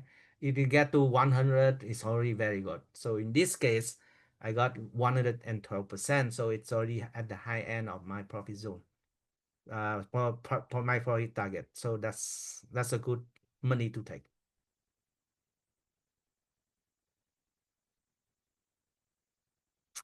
Okay. Next one, Grace Lee. Hi Bang. Is it a good use? It's good. Is it good to use this strategy, calendar spread, on UNH while waiting for the stock price to go up? I think, let me take a look. I think it's okay. I think recently this sector has got beaten down quite a bit, right? So if you ask me, right, I would wait for some sign of recovery first. Ideally, I would want to see a bullish spin bar, right? A bullish spin bar typically like this, right? It dip and then recover, or bullish spin bar can be a white candle like this, right? So bullish spin bar just show some sign of reversal or stabilization. Then that's the time I probably prefer to enter a calendar spread. But when the stock price continue to go down like there's no tomorrow, like this, I would wait. I would wait because the selling forces are still very strong, right? So wait. The stochastic here, another indicator I'm using, just shows that the stock price really oversold. So eventually it will be rebound, right? But there's no sign of decline being stopped yet. So I would wait. to see the bullish candle first before I enter the trade. But premium for you, premium for UNS is good. Jack Tan asked question here. Assuming if I start my option trading account with 10K, how many option contracts I can have at one time on average? Just general question to see how much I have to leverage. If my question makes sense. Yeah, it makes sense. So if you have 10K, right? So one trade like Canada spread here could cost you about 1,000 to 1,005, and that would be good for 6 months, right? Um, Obviously you don't want to have only one trade. You have maybe five trade. Maybe let's say you use half of your capital, 5K. You can enter like four trades, and then each trade you have one contract. For me, normally I have more than one contract, right? For calendar sweat, I have 3, 5 contracts. But if you start with 10K, probably you just need to have one contract for each trade, and you can do 3, 4, even 5 trades, right? And still leave some capital there in case you need to use for something else. Yeah, I think it's a good start already, 10K.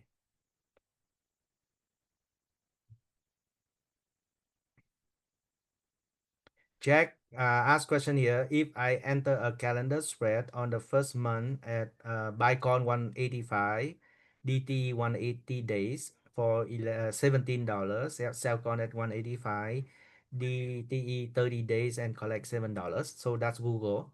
Why Google at 185, 186? And the second month, Google is at 195.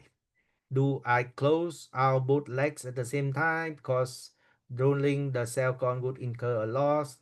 Or if I don't close the buy con together? No, no. The way you manage the trade is you're not closing the long con until you hit the stop loss, right? So in this case, you just manage the short con. So if I go back to the Google trade here, if I have to go back to the Google trade, so go back to the Google trade, and this is a P&L chart, right? And the profit zone is between 173 and 202. Now you say if the stock price go to 190 or 195, do I have to close both leg because the short call will be losing money? First of all, again, when you trade options with 2 legs or more, don't just look at the loss in the short call. Look at the loss in the short call plus the profit in the long call. Combine the two. Your trade should still be profitable. Why? At 180, 195 here, the trade would still be profitable, bro.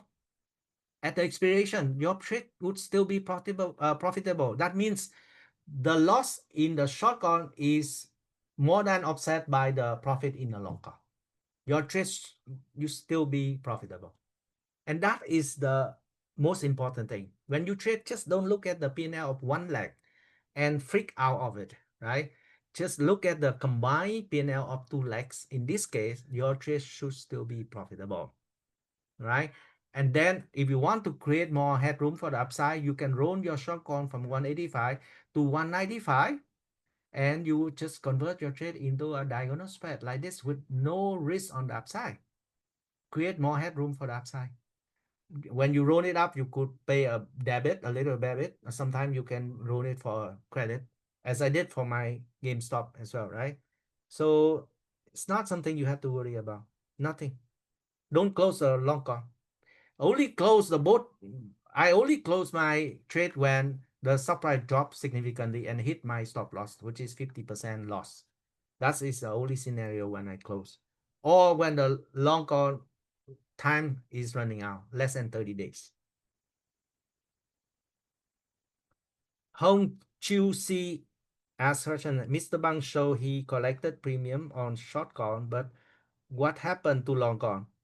Long call, long call will lose money, but the time decay will be very slow. But very importantly, when the stock price goes up, right, the long call will benefit more. The long call will earn, right? The long call will benefit with if the stock price goes higher. Short call will because you short the call when stock price goes higher, you will be losing on the short call. But the time decay in the short call will offset part of the loss, right? If the stock price moves up gradually up, the time decay could be more than enough to offset the loss, right? From the price moving. Yeah. So overall, look at the P&L of the trade here. Combine two legs. Don't just look at one leg. You don't even care about the profit or loss of the long call. You don't even care about the profit or loss of the short call. What you care is the combined P&L of two legs. That's all matters. When you trade, like, that's it, right? So when you rent a house for 6 months, with the intent to, or you when you lease the house for 6 months with the intent to rent it out on a monthly to collect rents, right? Why do you care about every month you lose $1,000 on the lease? You don't have to care about that. What you care is to find a tenants to get the premium to collect rent every month, and the combined P&L, the cost and the revenue will be your profit, right? Not just look at the cost, you have to look at the revenue side also. Yeah.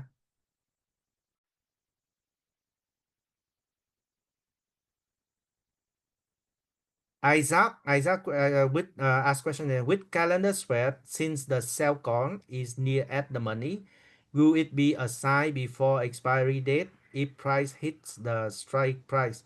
No, again, Isaac, this is very basic, right? If the at the money right now, if I enter the trade right now, let me go back to the option change. Yeah, maybe this one. If I go to my option chain here, what do I have? The short call, if I sell the 185, technically 185 right now is in the money because the stock price 185.06, so it's in the money. Are you saying that the call will be assigned? That would be very crazy. Why? Okay, put yourself in the shoe of the buyer of this call. Now you are the seller. When you enter this trade, you're the seller of this call option, right? But just switch your role. If you are the buyer of this 185 call, why do you want to exercise this call? So exercise this call, what does it mean for the buyer of the option? It means that the buyer of the call option here can buy Google share at 185. But the moment he exercise this one, he will lose on the premium. So he will be doing something like really stupid because his cost will become 185 plus 7.75. So 192.75. So why does he want to buy share at 192.75?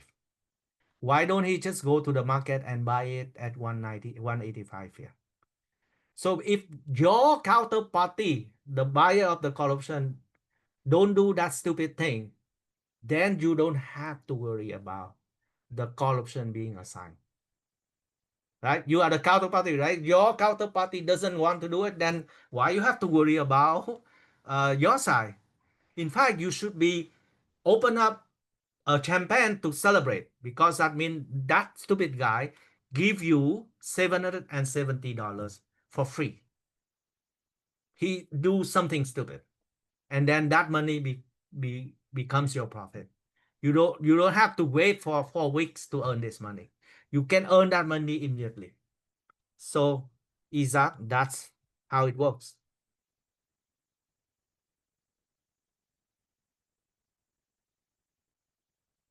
Again, Isaac asked question: what if the price goes to 195, 18, from 185 to 190 in 2 weeks, and sell corn at 195? Will the long buyer corn still remain? Yes, the long corn still remain at 185. You only roll the short corn up, right, to 190, to whatever price you think the stock price will go to, right? Creating more headroom for the upside, converting your trade into a diagonal spread. That's what you do. You only manage the short call, not the long call. Henry Koo asked question here. In your account, what is the percentage of portfolio you keep as cash at any point in time? So general rule, I keep about 30% cash. I No, not the right word to say. 30% unused capital. Yeah. Because sometimes I put the cash in the T-bill and stuff, right? So it's not cash anymore. Yeah, so unused capital, I'm target to maintain at 30%, right?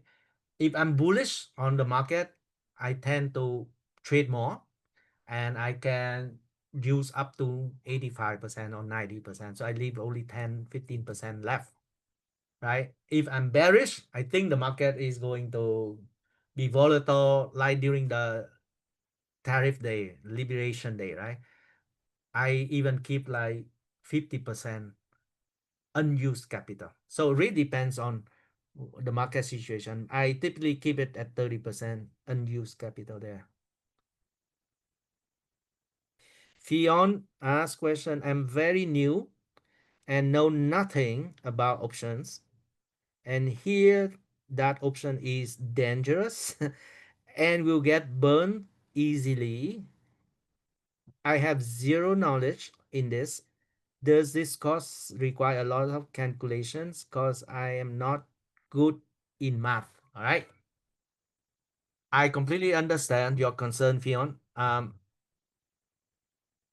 You say many people say option is dangerous and you could get burned easily.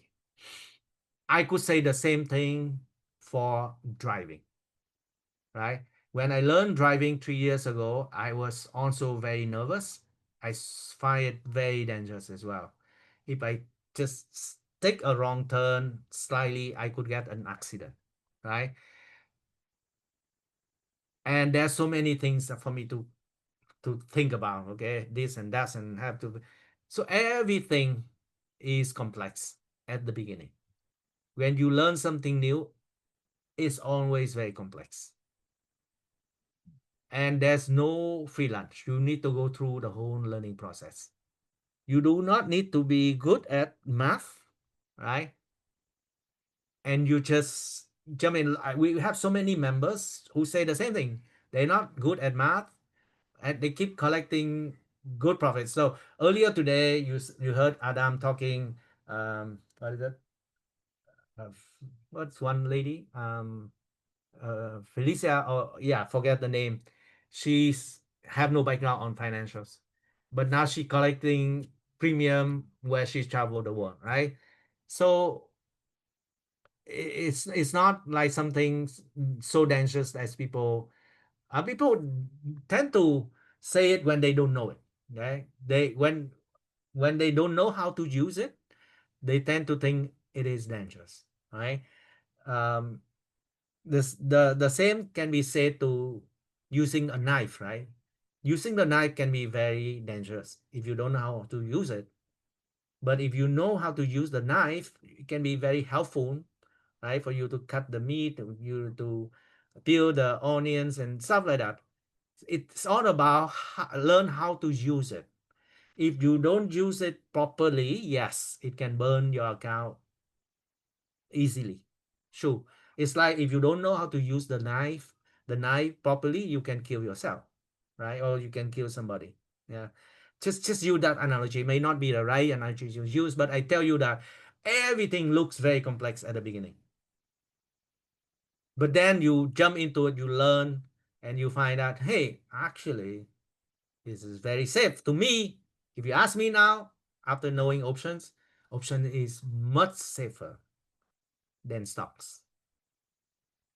Because as I said, if you trade stop, you use stop, right? It gaps down, it doesn't protect you even if you have a stop loss. But if you have option, you are guaranteed that you won't lose more than a certain amount, right? To me, option is much safer. All right, so there are 20 questions that I got in my Google Sheet here, and I hope I cover most of questions there, and the coaches are there to help as well. Okay, I have a few more here. Maybe I answer a few more and we can call it a day. Yeah. Let's see. Yeah. Mandy, what do you think about NVO? Can we buy call option now? Again, back to my lesson, right? To me, buy a call option is a losing game.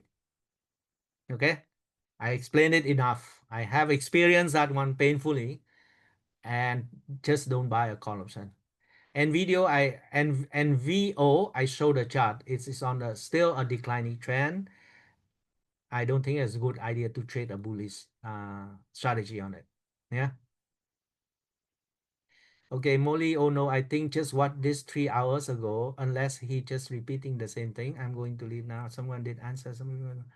How I would answer my. Okay. Patrick, hope I understand the concept during your course. Okay. Iris, what is the cost impact if one forgets to close the long call? Okay, first of all, when you trade option, please don't forget to manage it, or don't forget when it expires, because a lot of implication can happen, right? So, for example, if you let your long call expire in the money, you will be assigned shares. Yeah, you will be owning shares. Yeah, so that's you need to make sure you have cash ready to take it. Uh, if you forget to roll the short call and the short call is in the money, you will be assigned short shares, right? So in that case, you need to buy shares to clear it. So when you trade option, you need to take care of the trade, right? It's not something you can buy and then go for a vacation for 2 months. It's not something like that, okay? Um, you invest in stuff, you can just buy and forget. That is true. You don't care, right? The market goes up or down, but option has an expiration date and you have to take care of it. Okay, Casey asked, I still confused with the short gone 4 weeks. If Google share price up to 190 higher than the strike price, the counterparty shall come back to buy from the seller. I told you, right? Okay, so this one, right? First of all, your trade should still be profitable at 190, right? 190 stock. Now, whether the call buyer will come back and exercise or buy the shares or not depends on how much time value left, right? So if I add one column here called extrinsic value, or sometimes we call it time value as well, and then you will see it clearer, right? So let's say a call buyer at 185 strike here pays $7.75. And then after a few weeks, the stock price goes on the way to 190, right? And his call option premium will go up. But if this extrinsic value still have like $5 or something, it is very highly unlikely that he will want to exercise. The moment he exercise his option to buy the share at 185 here, he will need to forfeit all remaining extrinsic value in the option. So in this case, still $500, $550 in the extrinsic value. Now, if the share price goes to 190, this extrinsic value may go down to, let's say, $3. $3 still like $300, right? So if the the call buyer here exercise his option, he will forfeit this $300 time value. Then you, as a counterparty, you will get this extra $300 and you don't have to wait until the expiry date. So in that case, yes, you will be assigned, but it will be a very good deal for you because this person decides to leave some money on the table and you just grab it. So you don't have to worry about that. All right.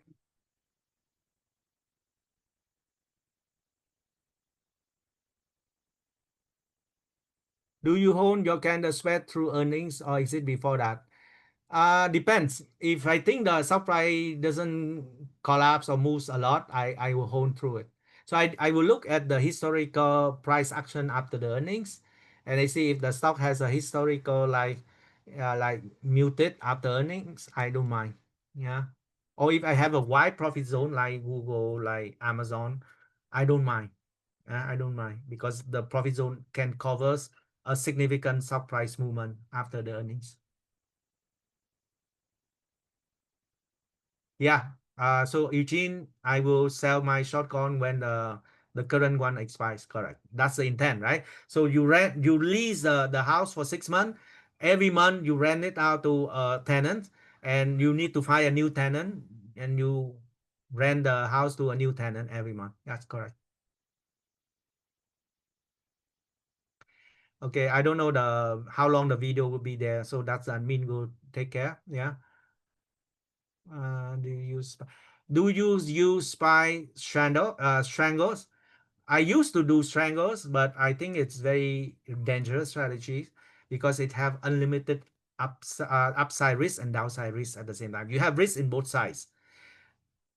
If you sell a strangle, right? So you sell strangle, you sell a con, you sell a put, that will put you in a situation where you have unlimited risk on the upside and downside, and that is dangerous in my opinion. Yeah, I prefer a risk defined trade where I know exactly how much is my max loss. CS is a bullish trade or neutral trade. As I said, it can be used as a bullish trade, bearish trade, or neutral trade. In most cases, I use it as a neutral trade. But if you are bullish, right, you can select a higher strike price, the out of the money strike price. That will make your calendar spread more bullish.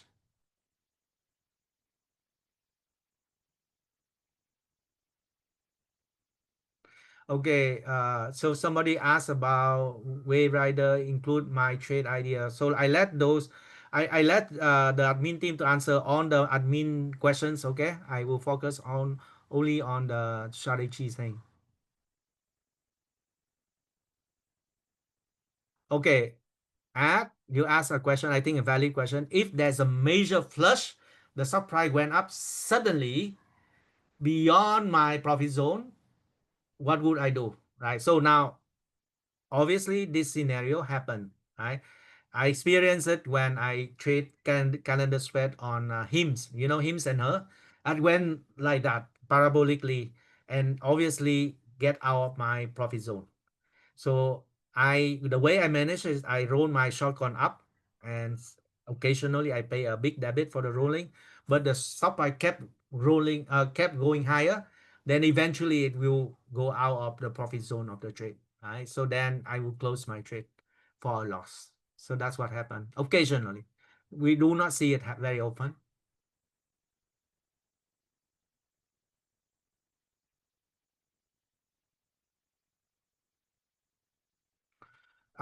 Okay, so Farid, you say, meaning if use calendar spread, the obligation to sell shares is no longer applicable for the sell call. No, you still have the obligation to sell call if your counterparty decides to exercise his or her option.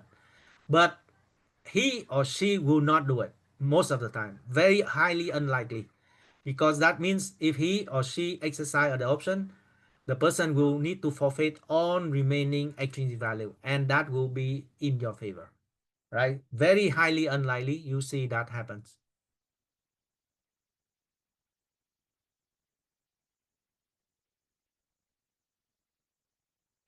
My cell avgio being my cell avgio being called away and become a shorting counter originated from a diagonal spread.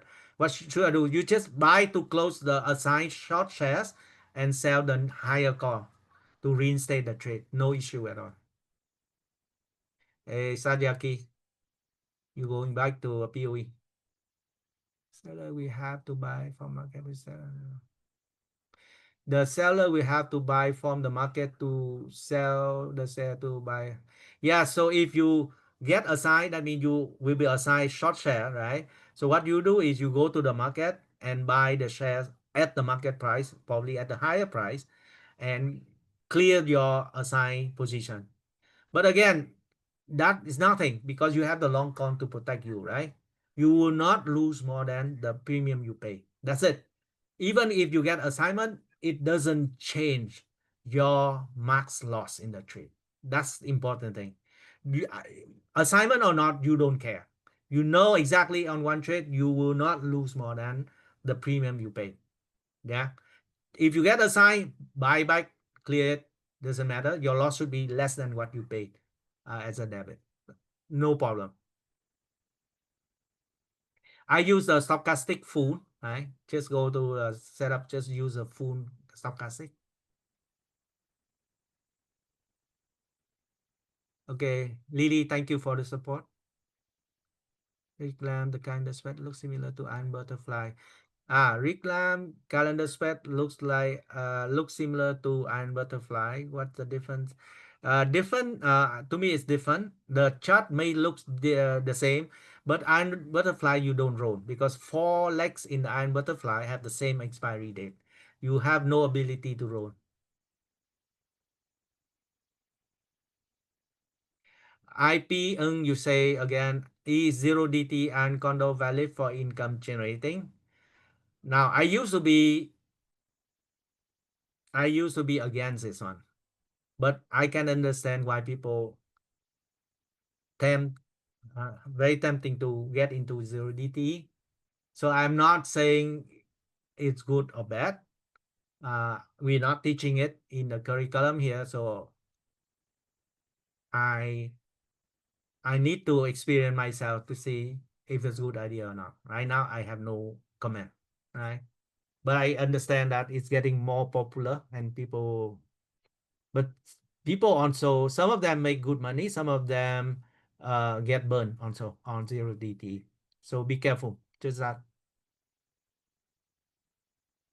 Nicholas on CS, what happens if there's a black swan event and share price drops greatly? How would you manage your long contract? Again, that's the best thing, right? If the black swan event happens, the stock price drop by half, for example. If you hold share, you will be very worried and you may not, you will lose your sleep maybe, right? But kind of spread, you can sleep very well because you know, even in that scenario, you will not lose more than the max loss, which is the entry debit. So you lose $1,000 if in the worst case scenario, right? But if it doesn't hit $1,000, you can exit it. You lose 800, you lose $700.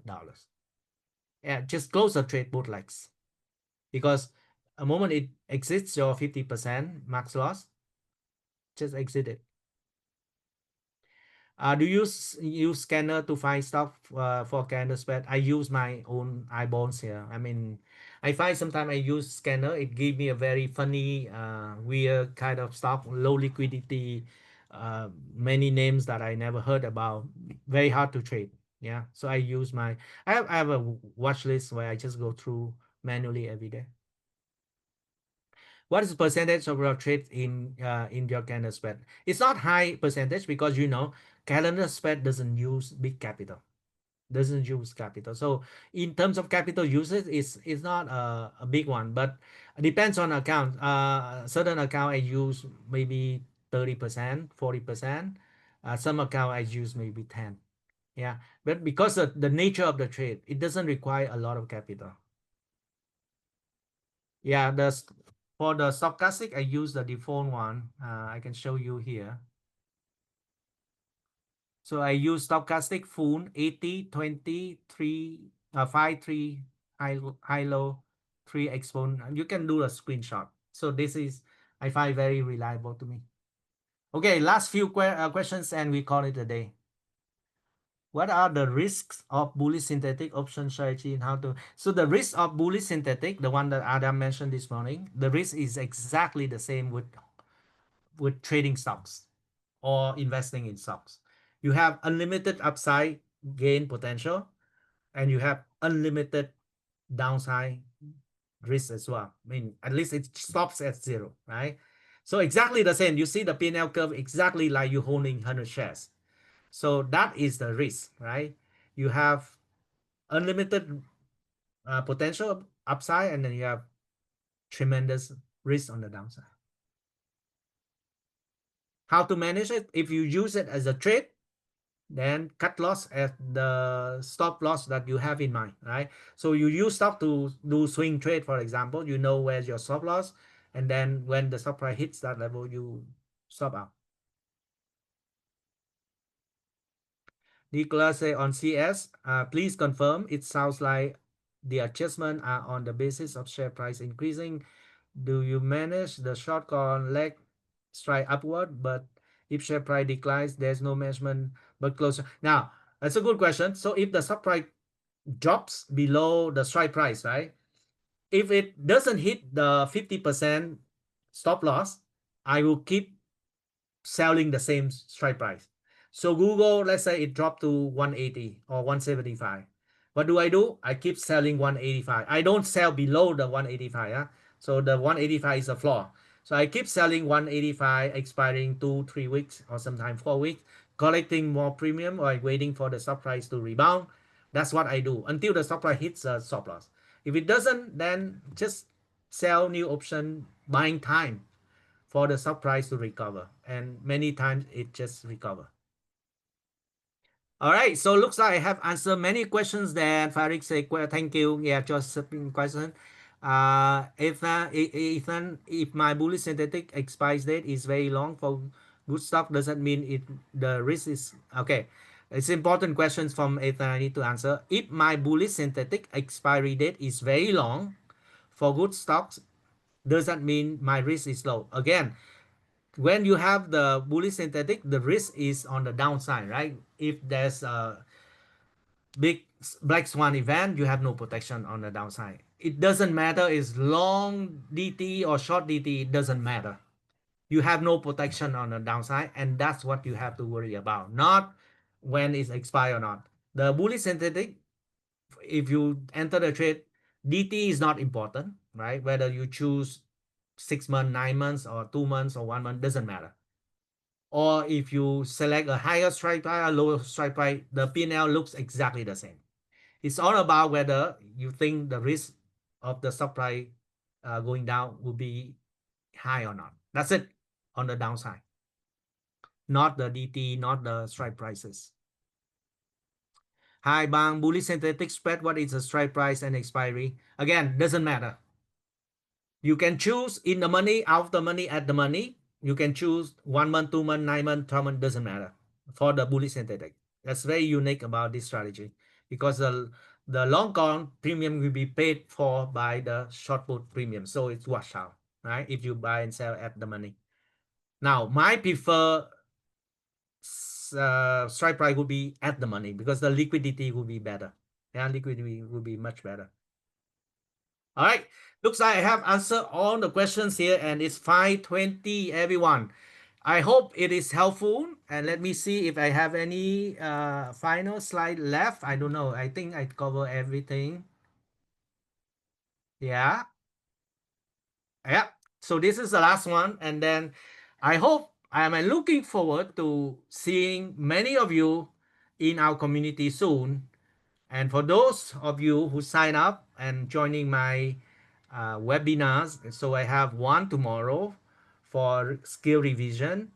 I think I will talk Bumbang or Bumbang color. And then next Monday, I have e-gathering for own folks who have signed up. I think you sign up now, you can also join my e-gathering. But e-gathering will be more beneficial if